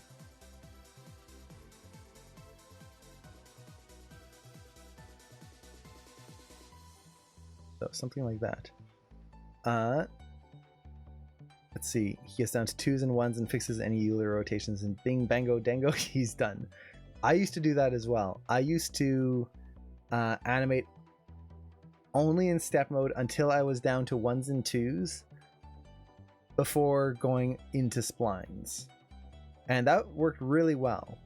And then that's the point where, as I was working, I started realizing that I was spending so much time trying to get onto 1s and 2s that I could have just started going into splines at the same time. I'm still technically using the same workflow. I'm just kind of pushing myself to think a little bit more of the in-betweens right away. Or the splines, I should say. Can I use step preview option timeline for blocking? You can. I don't recommend it though. The big reason is that on many rigs, not just Animation Mentor rigs, many rigs, using the enable step preview here will actually break the rig. So for example here, look at it chest. If I enable step preview, it turns off the breathing, which means I can't tell where I'm animating the breath. Some rigs, it'll break the eyes, where you'll animate the eyes and then suddenly they're just looking in the wrong direction. Stepped preview is a good feature, but many rigs use blend shapes and animated blend shapes for the rig itself. What does that mean? Basically, it means that I need a key right here. Basically, it means that what is step preview? Well, let's actually start there. So step preview is a way to keep all of your curves in splines. He's got a pot belly now. Keep all of your curves in splines, and now the whole animation is in step mode. There's no in-betweens anymore. It's all stepped. It keeps all of your curves in splines, so now I can just go, turn that off. Now I'm in splines and I see all my in-betweens. The problem is that it is a global, which means that it's going to take animation curves that are built into the rig, things like blend shapes, and set those into step mode as well. That's not good, because that's going to distort your rig. And in almost every rig that I've tried this on, it distorts it in some way. So unfortunately, unless I'm just animating a piece of geometry, I never use it because I don't want to deal with a distorted rig. Instead, I just use the comma and period key. And you can see here, I can just step through easily, just like that. So if it works for your rig, definitely feel free to use it. There's nothing technically wrong with it. It's just, I'm not a fan of dealing with broken rigs. 97, yeah. Let's add another breakdown here. Or actually, no, let's add a breakdown. 8, 9, 93. I can deal with a bigger hold at the end there. Yeah, it is a really cool tool. When they first announced it, I was really excited for it because it seemed like that would be just the perfect blend of like not having to stay in step mode. I can work in spline but still watch my animation in step mode. It was just so cool. and then it just didn't quite work. Basically what it would need is an option in there. So when you go into enable step preview, there should be an option in here that only takes the only puts the keys from the channel box here into stepped. So if you could just select all your controls here, go, okay, only things from the channel box stepped, that would work. But right now, because it's trying to do it globally, it's just not working.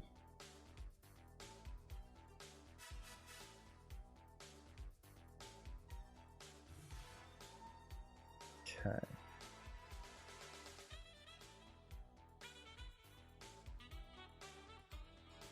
This song makes me think of Darkwing Duck for some reason.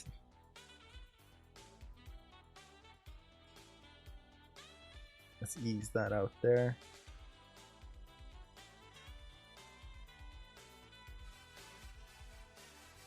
Okay.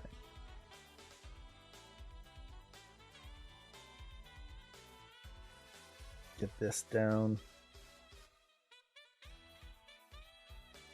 That needs to ease out a lot faster there.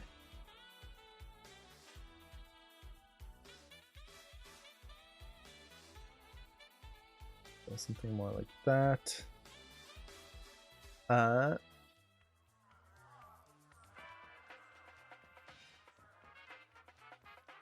let's do the shoulders. So let's start with the rotate Y. Oh, and it looks like I forgot to move a few keys. That's fine. So right now, because of this big rotation in the shoulders, I kind of want to overshoot this a little bit. So just kind of bring that just a little bit past. That way we kind of get a little bit of a bounce in the shoulders. Just a tiny bit.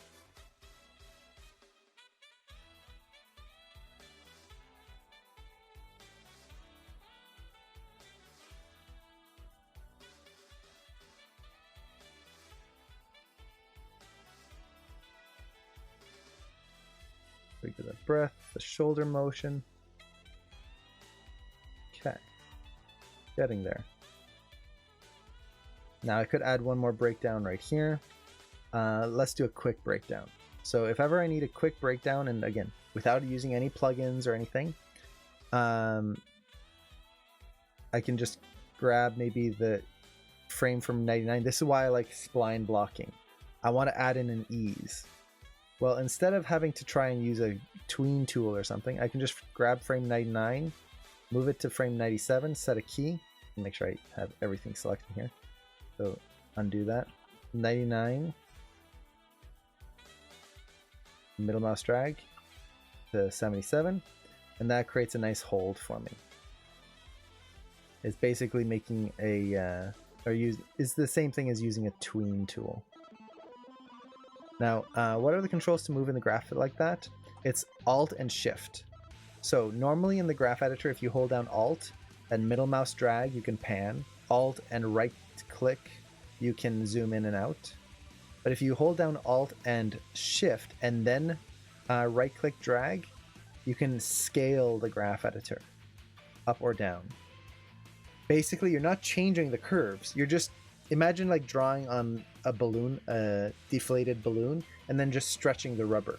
You're not changing the amount of ink. You're not changing the drawing itself per se. You're just stretching it. And this makes it a lot easier to, for example, to see this fine-tune ease. So I can really go in here and go, okay, I want that perfect ease. There's no hitches in there. Versus always trying to just kind of look at it from a distance or just zoom in, but then it just flattens out. It gives you a lot more control. Definitely something I would recommend to everybody. Okay, well, let's kind of ease that back a little bit right there. Okay.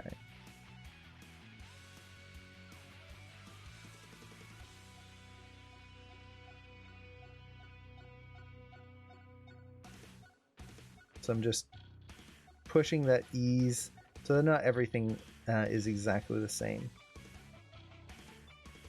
Like right here, that's a little too much right there.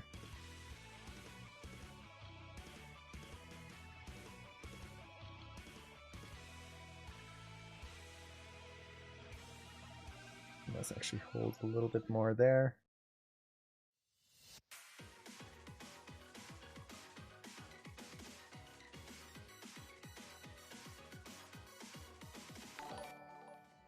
Something like that. And Kohaku, thank you so much for the follow. I really appreciate that. Kohaku, isn't that the name from Spirited Away? Kohaku? Yeah, the Kohaku River. Yeah, pretty sure. I need to watch Spirited Away again. Been too long. Okay. So let's get the neck in there as well. Haku. That's it. And a Brogue Man, thank you so much for the follow as well. Let's fix that right there. Make sure we get a nice ease in there. Now, I'm not worried about getting the tangents exactly right. Not yet. That's going to come later. Right now, this is just kind of blocking things in, kind of in general. Getting the main shapes of the curves I want. Okay. Okay, let's say we're good here. The next area I need to add some holds are right in here and then right here. And then this is the actual hold moment. So I don't really need too many keys. I might add a breakdown, maybe 2 breakdowns in there, just to get a little bit more detail in there. See, one day can you demo how to read body mechanic reference and apply it? I actually did a demo on that a while back. It should still be saved. It's, what did I call it? It's analyzing reference and exaggerating it or something like that. If you click on the avatar in the bottom left corner and then go to the videos page, there should be a video in there about references and how to analyze reference and then apply it to an animation without copying it.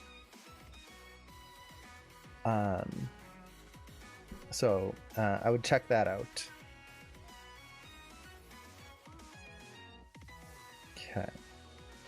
So let's add a breakdown here. Let's just get started. So this is, again, 14 frames. I ended up doing 14 frames a lot here, which is not a bad thing. So let's go frame 11. Let's go 19.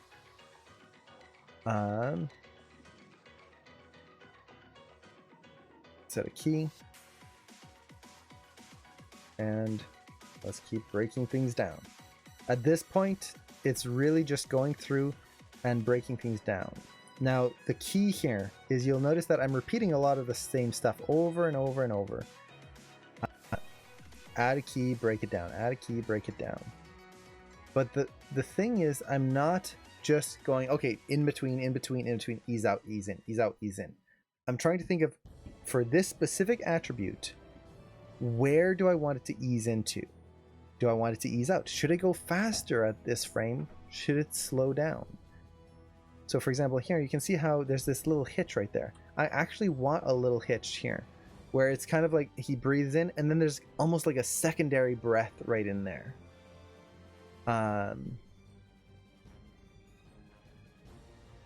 So trying to get in there. Where is it? Let me actually find it here. Let's take a little break from this and go to Twitch. I'll show it in just a second here. Just gonna pause it so we don't hear double me. Okay. So if you go onto Twitch and then click on the avatar in the bottom left corner here, that'll bring you to the main page. Go to videos, and the one about the reference is, let me find it here. I think it's in the recent broadcasts. Let's see. Yeah, right here. No, wait, that's not it. That's the video, but not the right one. I'm going to be organizing all this in a little bit because I'm not a fan of how Twitch normally organizes things. Let's see.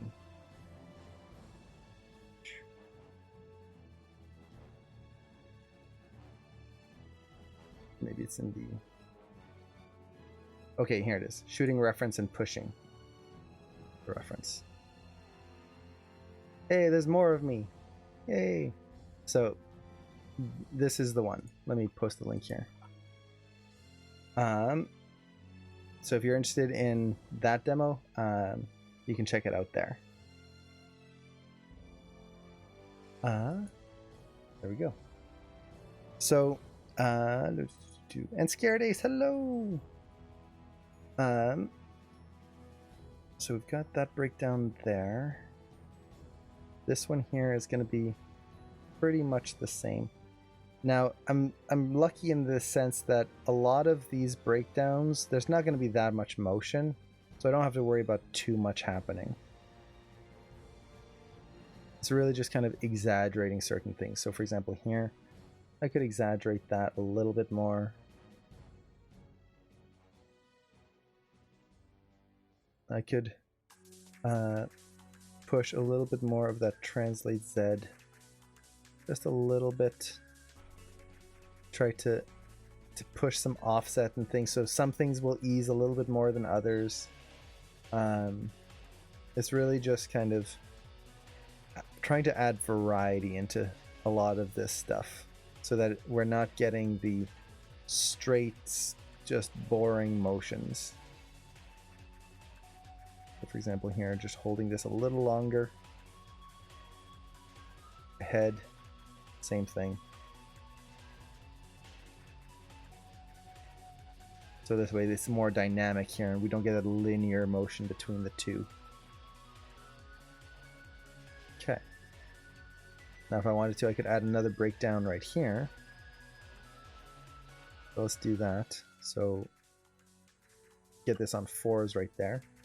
And the reason I want to add a breakdown here is because now I could use this as an opportunity to add just maybe a little bit more of an overshoot right there. Like really hold that nose in place right there. And then have the neck start the motion by easing out just a little bit more, a little sooner. So this breaks up the head and the nose. Now, as he exhale, or as he's inhaling, it's the neck coming back first and then the head. Just a little bit.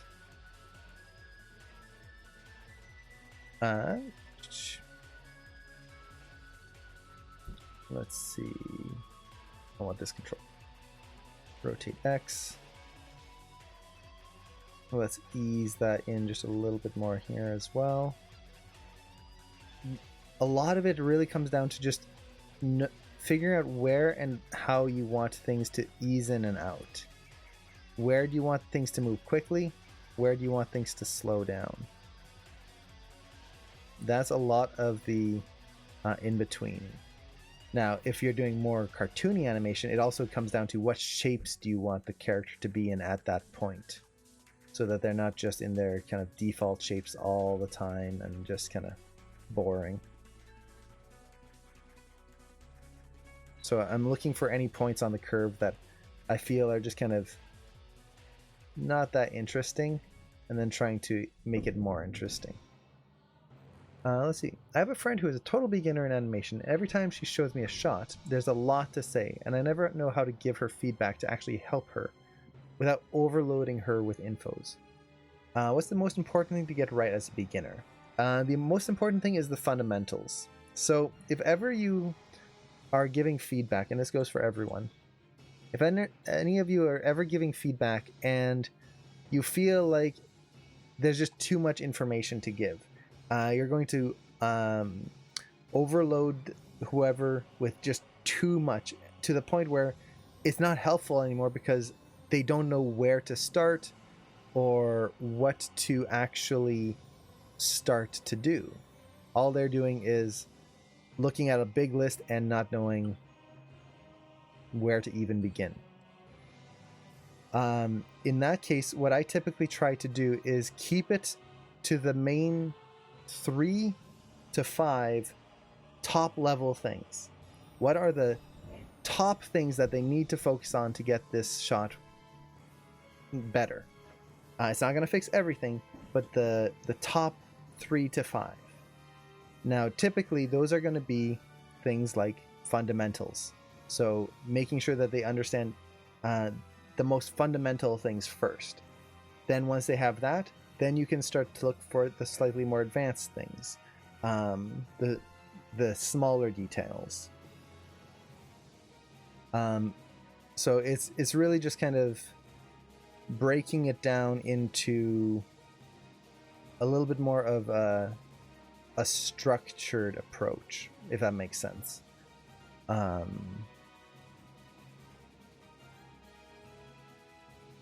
Trying to think of a good example. So for example, if you're, let's say this was an acting shot where they're doing a full body shot with facial animation and everything.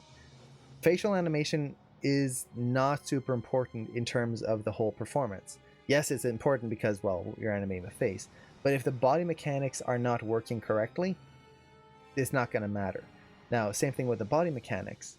If you've got a lot of hand motions and all of this kind of arm motion going through here, but the body mechanics down to the core aren't working, the hips and the body need to work first before anything in the arms are even addressed.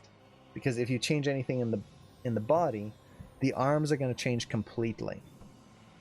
So it's that's the way I kind of look at it when I'm giving feedback. If there's a lot of different notes that I need to give, focus on the notes that they would have to address first before anything else.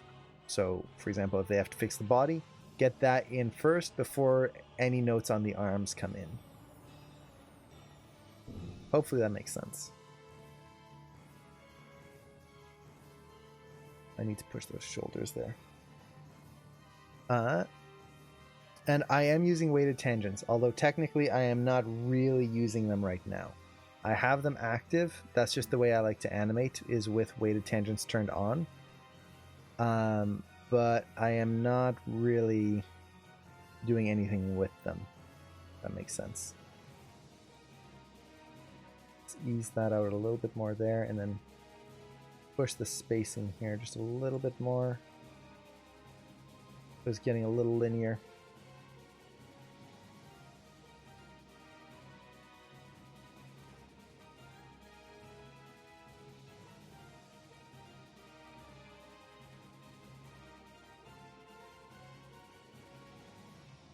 There we go. Rotate Y. Yeah, feeling a little linear right there.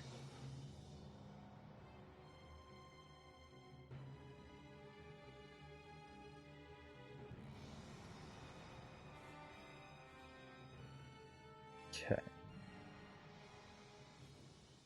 Something like that.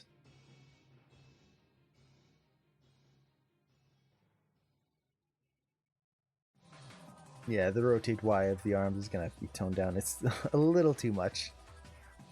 So now we go from 25 to 38. So that's 13 frames. So close to 14.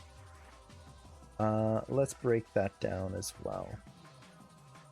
25, let's go to 31. Okay, and then this should be pretty much the last main breakdown we'll need. Giving useful feedback is actually harder than we think, definitely. And it's one of the things that, as an animator, a lot of people kind of put off giving feedback.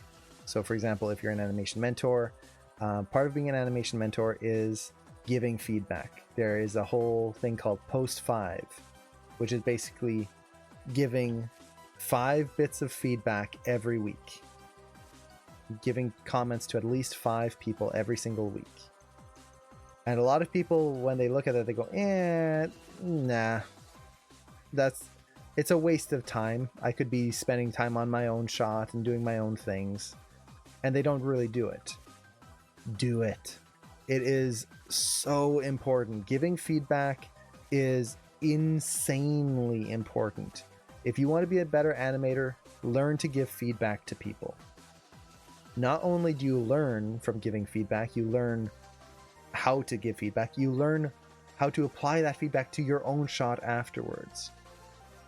You also build a network of other animators that you know, and you start helping them, they'll start helping you. It's win-win-win. Do not skip out on it. If you are not giving feedback, change your schedule so that you can give some feedback. And again, many people, even if I say it, a lot of people will go, nah, do it. Everyone I've ever seen who really succeeded at AM and progressed the most gave feedback. Now, there are some students that go through AM and then you see their shots and it's just like, whoa, that is insanely skillful. And you don't see them anywhere on the campus. They never give feedback. Usually those people already had a lot of skill beforehand. So in most cases, ever I see someone who's really skilled in AM and I haven't seen them in any of the Q&As or in any of like feedback or anything, they usually have a lot of experience beforehand. So if you look at their early work, it's really, really good. But if you look at the students who progressed the most, who started with pretty much nothing, who didn't even know how to animate a ball to begin with, to when they finish and they have pretty much studio level quality work, or at least entry level quality work, those students are the ones that participated, that were in Q&As, that were, even if you can't join Q&As, that gave feedback and created study groups and all of this stuff. It is very important. Do not skimp out on that. All you're going to do is you're going to hurt yourself. And by the time you go, oh, you know what, maybe I should do that, you're not going to be in classes anymore, and it's going to be much harder to give feedback because you're not going to have classmates to give feedback on. Now you have to just look up random students who, like, to be honest, if you're giving feedback to random students compared to classmates, for example, or other people in your class, well, they're not going to give feedback to you anymore because, well, they're going to give feedback to other students in the class who are currently taking classes. So you've lost all your opportunity to get feedback from other people and create this network of back and forth. Don't do that. You're going to waste a big opportunity. Let's see. As someone who isn't an animation mentor, how can I do to give feedback? Where should I go? Things like the Pratt Bros Discord or the Sir Wade Discord, where people post work and ask for feedback. That's good places. Animation forums, things like the 11-Second Club, those are good places. Basically anywhere that you can find people who are posting their work, looking for kind of help in improving. So one thing I will say is that when you are giving feedback, don't be afraid of saying no to giving feedback as well. So what I mean by that is the 11-Second Club is still around. What was I going to say? When you're giving feedback, there will be times when you give people feedback and the person you're giving feedback to never listens. Where every single week or every time they ask for help, you'll give them help, and then the very next week you look at their work and they applied none of the feedback that you helped them with or took the time to apply. If that's the case, don't feel bad about going no the next time they come in. Now, don't do that the first time. So for example, if I give someone feedback and they don't apply it the next week, they could have been busy. They could have been like just doing something else. But if you give someone the same feedback many times over, and they don't do anything, you don't have to keep doing that. Now, that's not to say that they're doing it maliciously and not listening. It could be that they don't feel that your feedback is going to help them with their shot, and maybe they would want to go a different way. But that goes into another thing where if someone is giving you feedback and you don't feel that their feedback is accurate, or like, no, I want to go my way, let them know. Communicate. It's a two-way communication. That's where it begins, is you need to communicate. Just and be kind about it. Tell them, I really like that suggestion, but I think it might go against the feel that I want to go for with this. Just be open about it. This way they know that you have acknowledged their feedback, that you appreciated their feedback, but it's not quite the vision you had. This way, now you have a dialogue. If you just don't apply their feedback over and over and over and over, all they're going to go is, I'm not helping that person anymore. And then that's it. It's a two-way street, and both ways are communication. Let's see, I have a lot of people asking me for feedback, and I'm worse at animating than them. I have to remind people I'm not professional enough. No, do not think like that. You are always, no matter what skill level you are, you have the ability to give feedback. Sure, your notes might not be super in-depth. You might not know how to fix something, but you can see if something is not right or not. It's the same thing, like some of the best feedback, this is going on a tangent, we're going to take a little break here from breathing and go on a little tangent. Some of the best feedback you can get is show your shot to a child. Show your shot to a kid. Are they experienced? No. Will they tell you, oh, you're spacing between frames 6 and 10, there's a little pop in there? No. What they're going to tell you is, yeah, that was fun. Or, meh, whatever. They're going to be sincere in telling you whether your shot was entertaining or not. That's fine.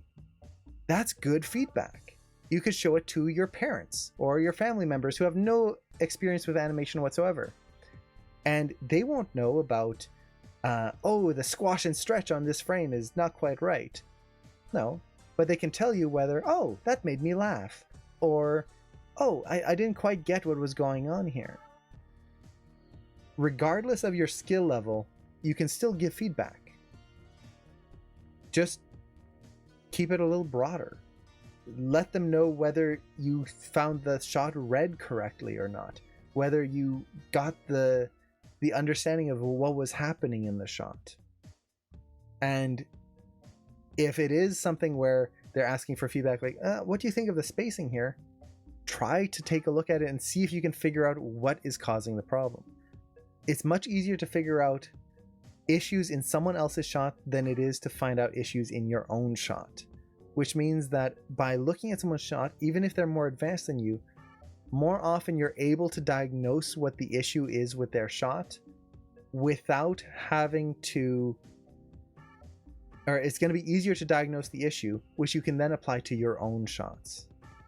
So it's very easy to fall into that. I've done that many times where when I was a student, I'm not good enough. I shouldn't comment on them. I'm not good enough.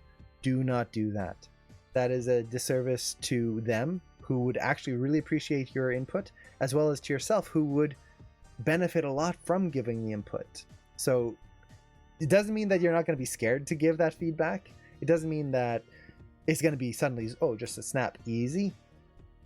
But don't let it stop you. It's amazing how much that can help you grow. I remember when I was a student, I would participate in the working on animation Q&As, which were a little different back then. Basically, any student could host for an hour, and I was in class 4. I would host for a few hours on Saturdays to give feedback. And there were class 6 students that were coming in, and it's like, oh, can you take a look at this? And it's like, I'm in class 4. I don't know what I'm talking about. Like, I'm just starting with some acting shots, and you're doing a 2-character dialogue shot with fine polish. oh my god, what do I do? And yeah, it made me learn. I forced myself to try and give feedback. Sometimes it was wrong, yes, I will fully admit, but the more I did, the better I got. And by the time I was ready for those classes, I had actually learned a lot of solutions to problems that I could apply really quickly. Now he made you do the dailies.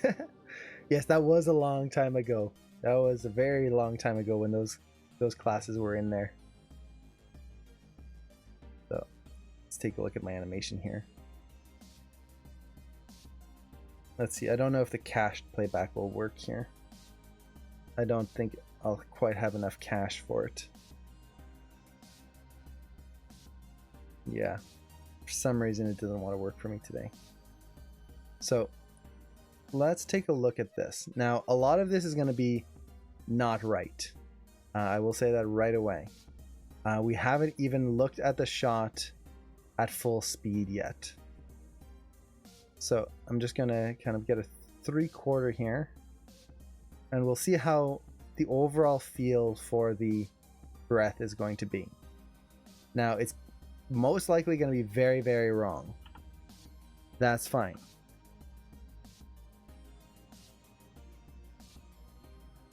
The main thing we're looking for is just, does it feel like things are moving correctly? Do the holds feel correct? And looking for anything that feels out of place, and I'm going to write them down and then fix them. I'm glad my mistake made a rant. It's not a mistake. It's avoiding fear taking control, and fear in the sense of fear of not being good enough, fear of not knowing what to say or how to say it. And I know that fear all too well. It took me a long time to get over it. Let's see. So let's take a look at this. Okay. So it's a little slow, especially coming down. Those shoulders feel disconnected. Overall, the motion feels kind of slow coming down. I could probably hold a lot longer, so just let it come down faster.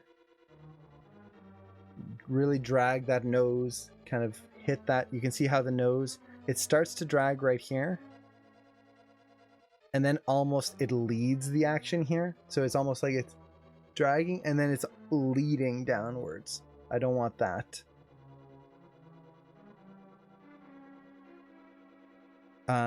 This is Keyframe MP, which is a free player specifically made for animation. There is also a pro version, which is the one I'm using, which I definitely recommend checking out. Okay. The moving hold needs a little bit more of a hold, or a moving part to the hold. So let me write this down. So, just faster in general. Better nose overlap.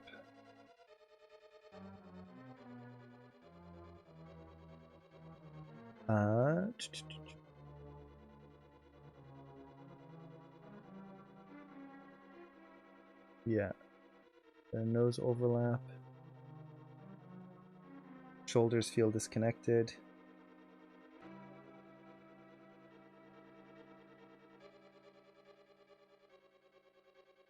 Just on the on the last half.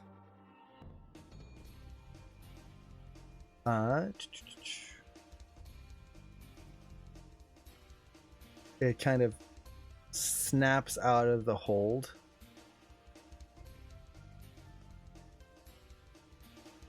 Spyro music. I need to play the new Spyro game. Snaps out of the hold. What else?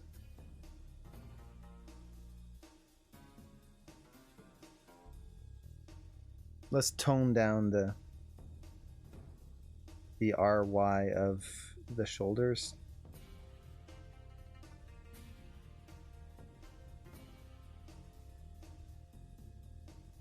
Make that a little bit more subtle. Yeah. Okay, so those are the main things right there. So with that, let's jump back in and get those solved. So overall the motion is working well. It's just kind of exaggerating some of the elements now. So let's do this. So the first thing, and actually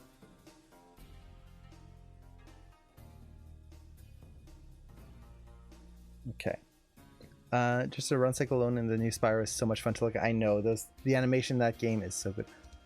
That should be a game I do on stream. Interesting. My graph editor won't go down.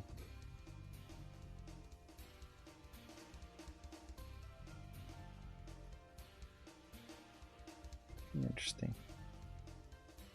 Try redocking it.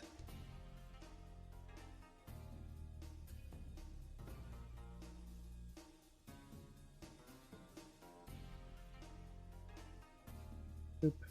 Okay. There we go. Okay. Let's start with the chest motion. So I'm going to start with the core motion first.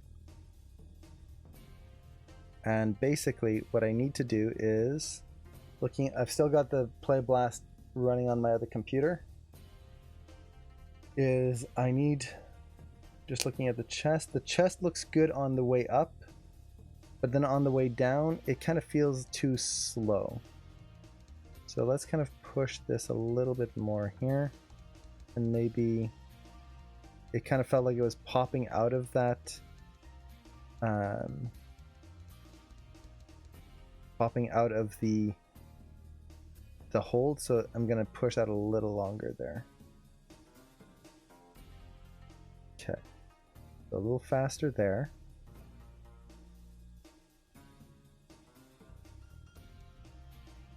All right.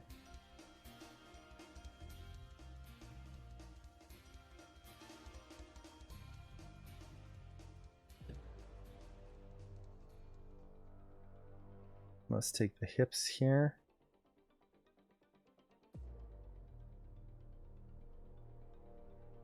Let's add a little bit more hold to them.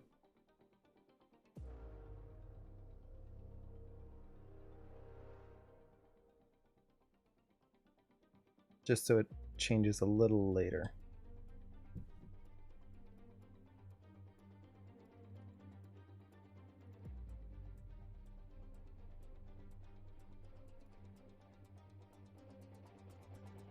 Something like that. Okay. Translation.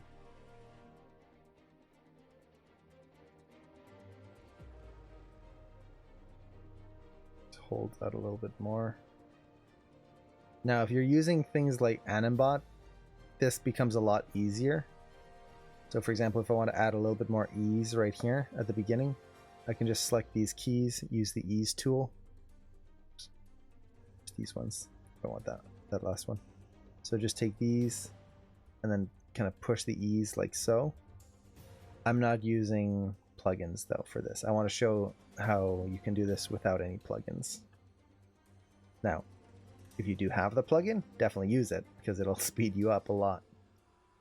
But it's not important that you have to have a plugin. It'll really, all a plugin will do is it'll speed up your animation. It's not going to make your animations any better. So if you don't have a plugin, you're not going to be a worse animator.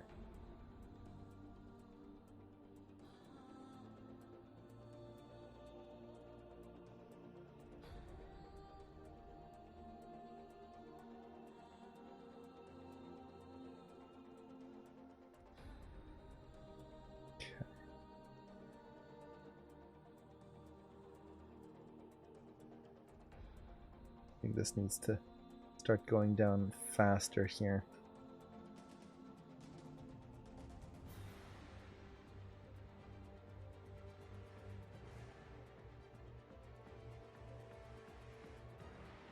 And then I was going to tone all this down as well. So I'm just going to take this and then whoop, scale it down. just like that.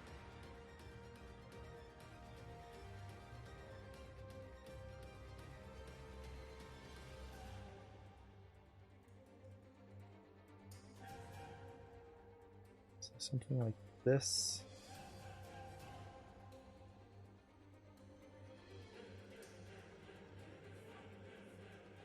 Still feels a little late.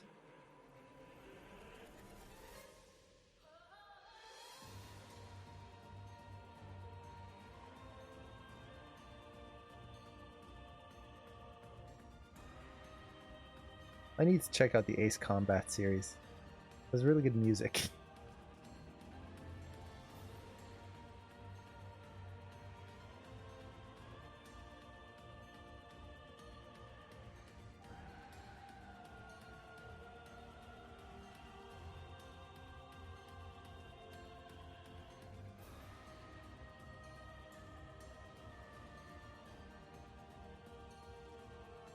Oh wait, I'm looking at the wrong axis here.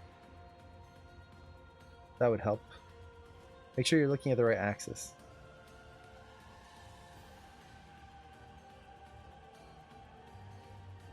No, that should hold a little longer here.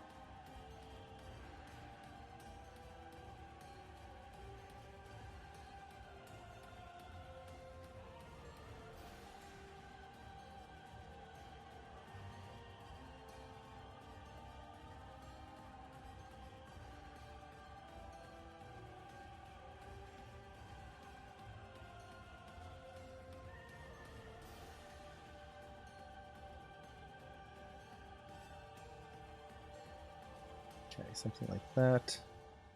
Rotate Z. This is the one that's feeling disconnected.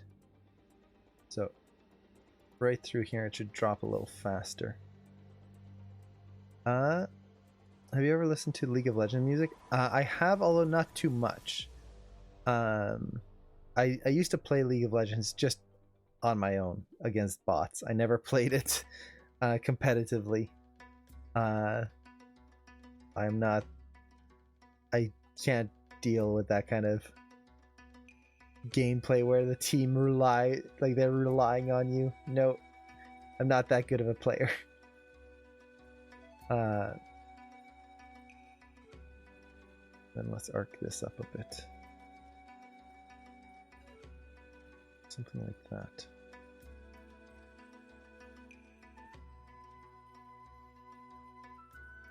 Okay, so now we get a bigger drop here, which should feel more connected to the rest of the drop.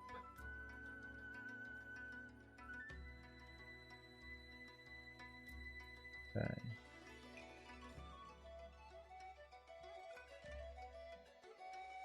Okay, so that should solve the shoulders disconnected feeling. Let's get the nose overlap done. So this is the rotate X right here.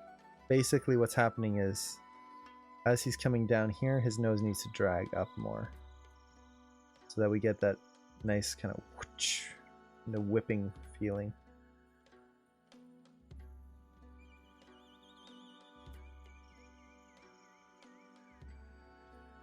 A little too much.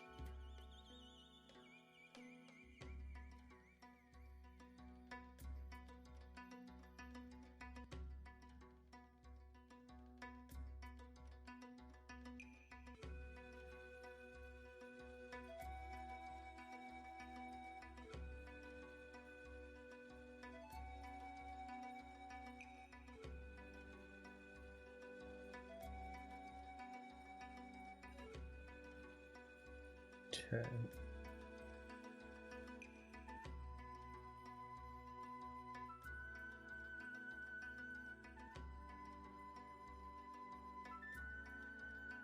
And then the up motion here is way too slow.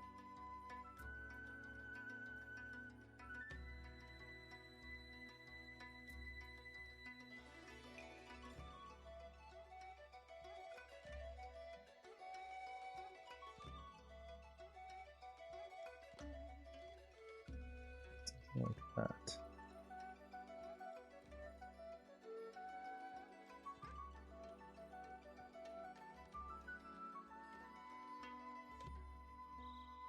And I could probably add, this is where at this point I can start adding my own keys in here without just holding poses completely, so that I can get more control over things. For example, I want a little bit more ease in there, a faster motion, and right through there. I'm starting to offset some keys. This is fine. At this point, oh, take care, Toxiana. So, let's see. Boom. Could even exaggerate this a little bit. Go up and then back down. Maybe not quite so high.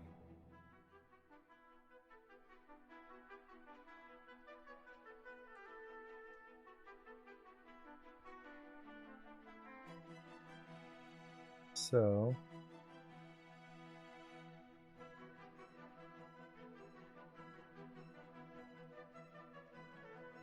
something like that. Yes, back when we had orange hair.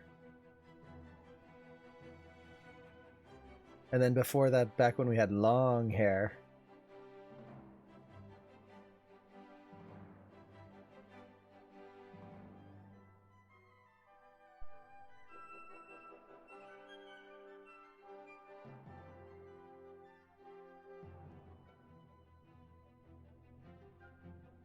Get that hit on there a little bit better. Good. Okay.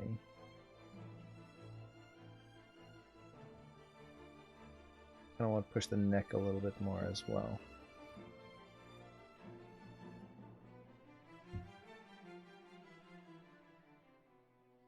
So let's just kind of exaggerate this a little bit.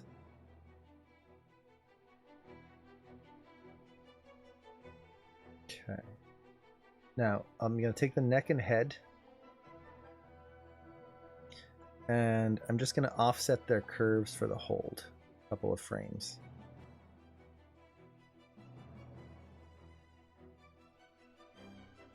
Start to offset some things.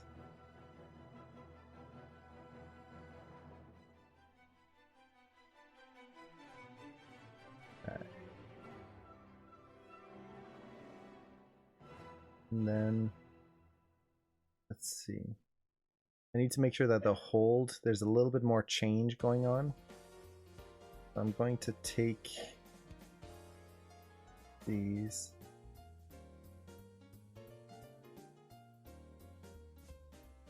There we go. A little bit more of a hold in that breath. We can feel it a little bit more. This is the big thing. Even though he's kind of reached this point, I still want to get the feeling that there is some change going on.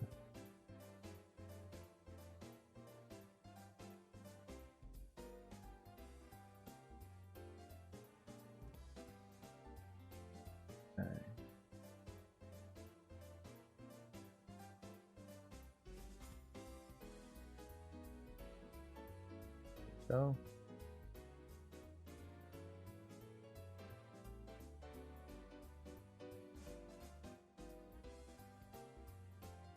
I think I could push the rotation of the chest just a little bit more at the beginning. Now, I should kind of just let it be not great, honestly, because this is where, if I was doing this for a proper project, I would be spending a lot of time trying to get this just right, because you want to make sure that it's actually working correctly, that everything's nice and polished before you bring it into your final animation. Now, is that as important in this case?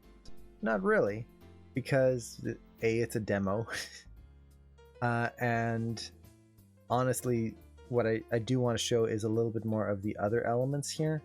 So I'm gonna push a little bit more here, kind of just pushing some of the arcs and stuff. But then we're going to go into the next part of the demo here. Because I do want to go over that.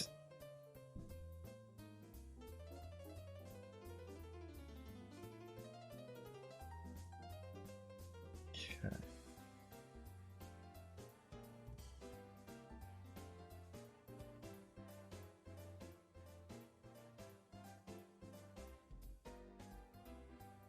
So let's say this is the breath. It's not perfect, but you can see that the mechanics are there. And the main thing is that we're building in these offsets to things. Not everything is moving at exactly the same time. Not everything is just kind of even and from one key to the next and then back again. We do definitely need to update that profile picture. It's a little out of date.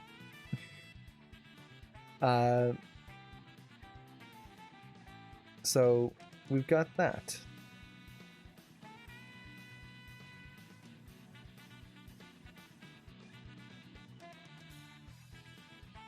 Let's see.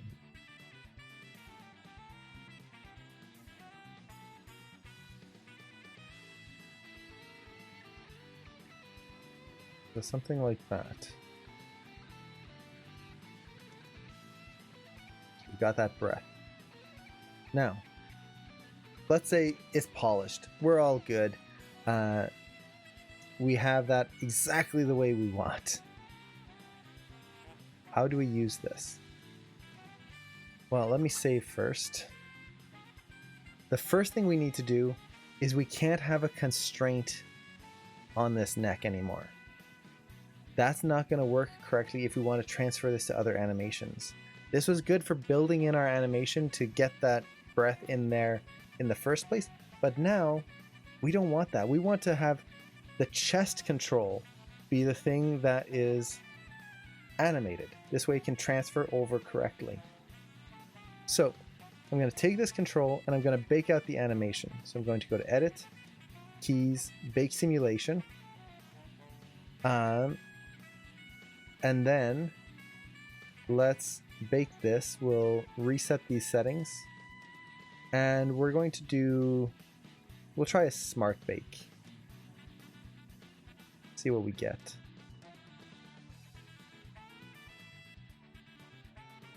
And let's bake. Can you put that animation on the studio library before you mess with it? How do you mean mess with it? Before we start going into too much other detail, you mean? So at this point, this is no longer connected, so I could actually delete that if I wanted to.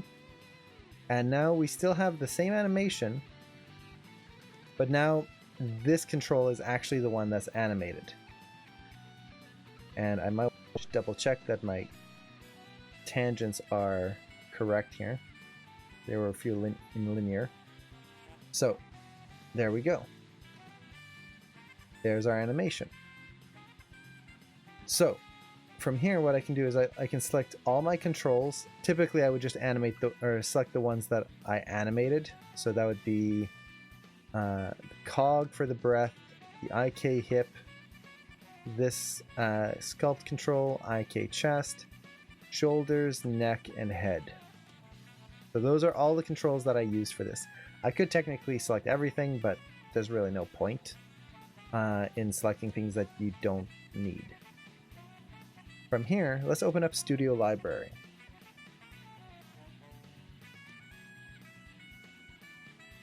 Let it load. Takes a while to load. And once we have Studio Library open, what we're going to be doing is we're just saving this as a cycle. So there we go. Starting to get there. Starting.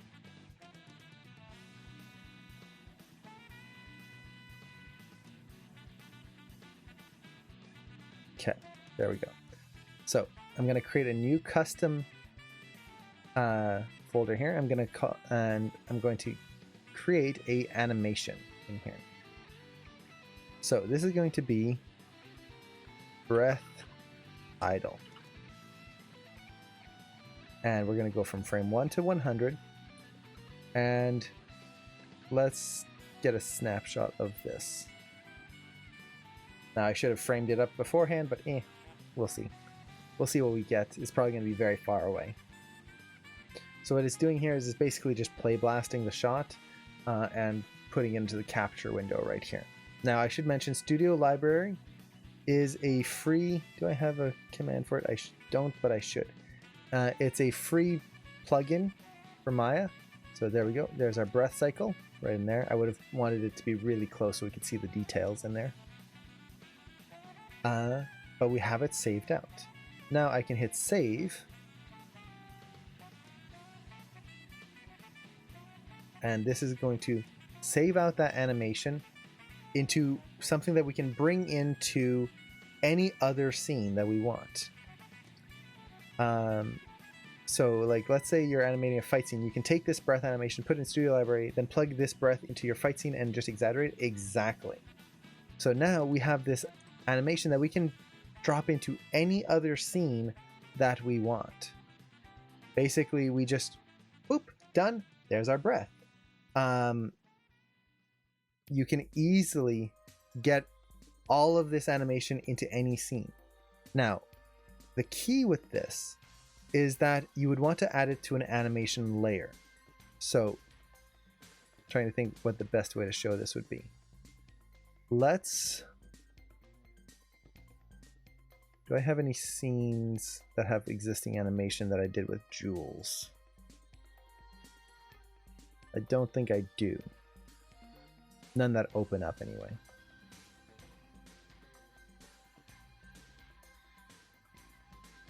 Okay, I'm just gonna open this one. It's not a demo for the body, but the same things will apply. So let's open up a new shot here. And let's say this is the shot. It's going to just be a hand animation here. But this is the shot that we want to add a breath to. So, let load. Boop.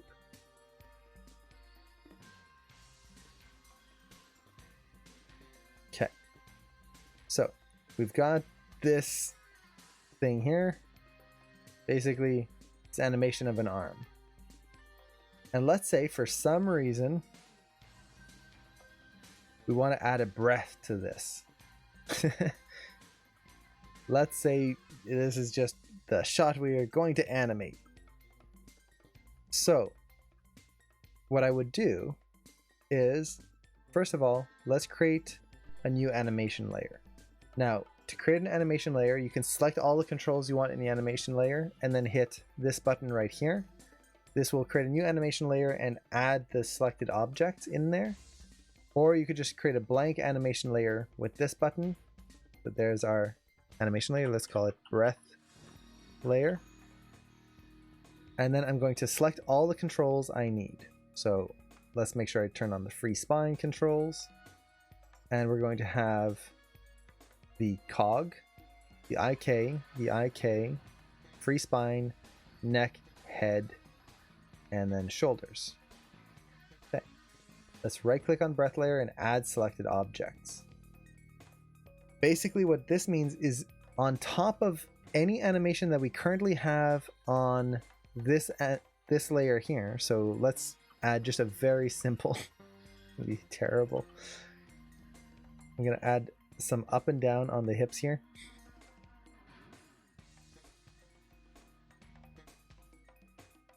So he's just going to be bouncing while he's doing this. And then let's post-infinity cycle. So now this whole animation, this character is bouncing up and down. Because what we can now do is take our breath layer and let's see, right click. I'm going to select the objects in that layer. This makes it easy to just select everything. And let's say I want to add a breath, but not on frame 1. I want to add a breath. Let's lock the main layer as well. I'm going to start it on frame 20. That's when I want the breath to happen. Okay.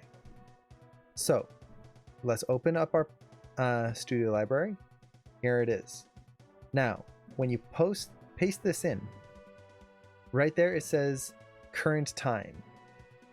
I want to paste this in at the current time. And in this case, I want to replace all the animation that is currently on this layer. It doesn't really matter. I could also set it to insert or merge with the animation. So this is how you'd add multiple breaths. Once you put in the first one, you can just insert new ones afterwards.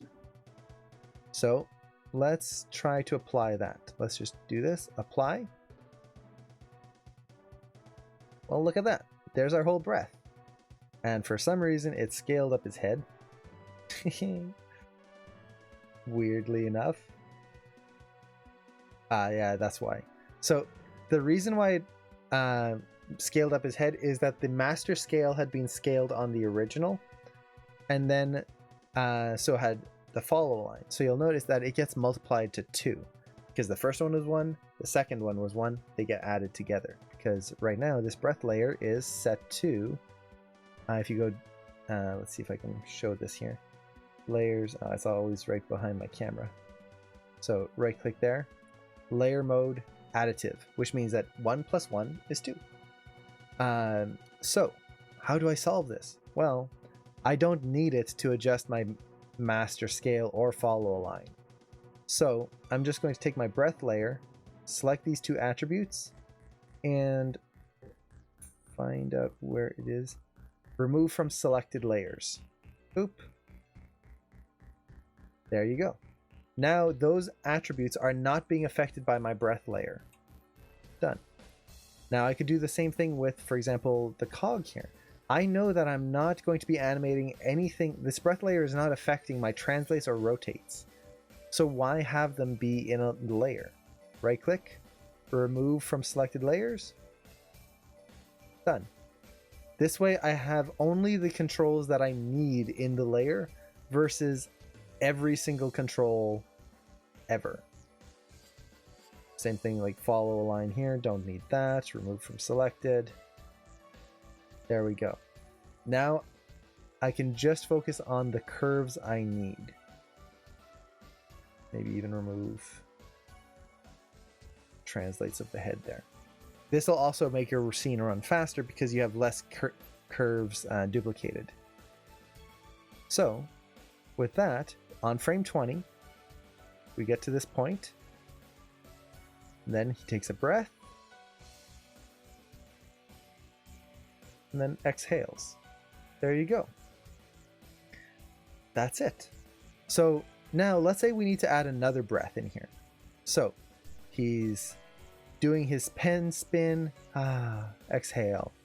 Now, okay, he keeps doing some stuff, and then maybe at frame 160, oh, we need another breath in here. Well, let's do that again. So I'm going to right click on breath layer, select objects. This is just an easy way to select all those controls that I need. Open up Studio Library. There's my breath animation. Now I'm going to add it in again. But this time I'm not going to set replace all, or it's going to replace all the animation on that happened previously. I don't want that. I want to insert new animation right here at my current time. So let's make sure we can see the timeline here just so we can see what happens. Oop. Let's hit apply. There you go. And there we go. There's another breath. Voila. Done. But they are 2 breaths that are exactly the same. Not really useful, is it? Every breath feels exactly the same. This is the power of the animation layers.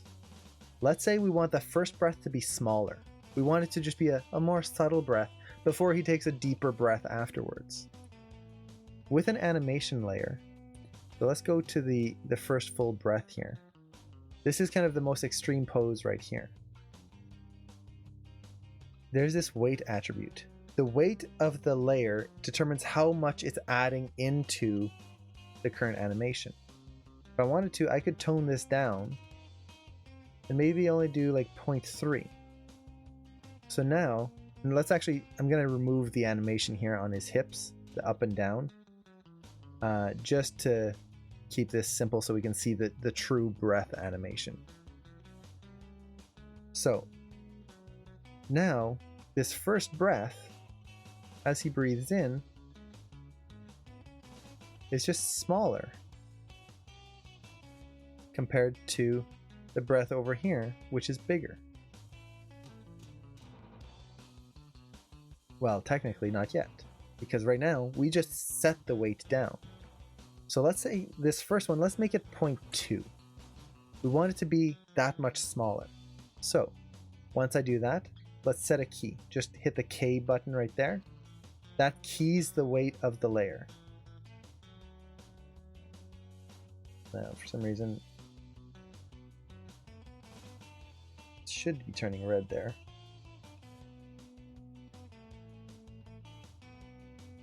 Interesting. Okay, let's see if maybe it's not showing up for me. So he does his breath. Let's say this is the end right there. Let's key that again. There you go. Now it's showing up. And then for the next breath, let's raise that back to 1. And you can see this is the weight of the layer being animated right here. So if you don't see it there, usually it should turn red, I think. But just look at your graph editor and you'll see it. So now between the two breaths, where there's no animation really, it's increasing the weight.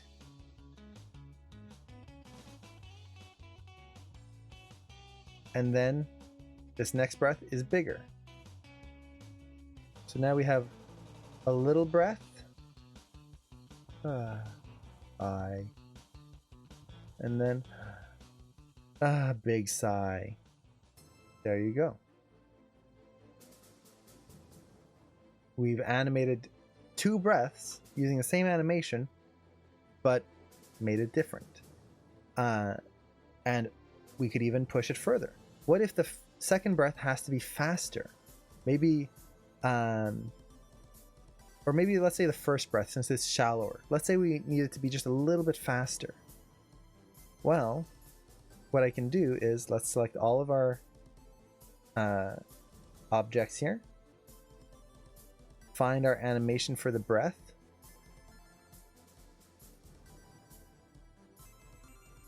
Just wondering what this is.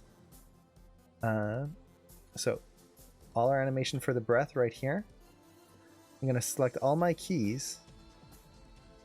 Let's actually get rid of those. Don't need that. Okay, so select all my keys. And I'm going to activate the Maya Retime tool, which basically allows me to double click in my timeline, or in my graph editor I should say, at the start and end of this range, and then I'm going to double click in the hold here. So I get this specific manipulator. Let's make this bigger so you can see. So I get this. What this allows me to do is retime different sections. So maybe I want the whole thing to be faster. Let's scale that down, and you'll see it only scales. I'm making the breath at the end faster, so he might breathe in at the same speed, but now he goes out faster. Maybe we make the second section just a little bit shorter as well. So you can see how I have full control over each section now. If I wanted to, I could add another point here and make that hold shorter or longer, and really kind of recreate this breath however I want. Now, the big thing with this is that this is going to create a lot of partial frames. Does that matter? No, not at all. Because my animation is already polished for the breath. If I need to make any changes, any specific changes, I can do that with another animation layer. But this gets me the main motion in place, and then I'm done. How is realistic or dynamic hair gen animated for movies? Oh, that I'm not too sure. I don't do too much hair simulation, whether it's card or actual hair sim. Let's see. Usually, if it's the game engine, it's just the game engine simulating it. So you'd have for example, Unreal Engine simulating the cards moving. If it's something like this, usually for hair, most hair is animated or simulated in Houdini, I believe. Although you could do the same with Cloth or Maya's simulation as well. So with this, we now have breathing in our shot that is quick and easy. We can reuse, and you can just add in wherever. Now, with that said, you would want to make sure your breath is nice and polished. Mine is, it's not quite done yet. I probably would have just needed another pass of polish to make sure that it really reads nicely. But that's pretty much it. And the nice thing is with something like this is if you're working on a how did I get the yellow things? This is the Maya retime tool. So it's right here in the timeline. If you just, oops, wrong key. If you just hit this tool, let's, oops, hitting the wrong keys here. What hotkey was it to get rid of it? Oh yeah, the X is here. So to use it, you just activate the retime tool, double click to create a marker, double click again to create another marker, and then anything in between those can be retimed.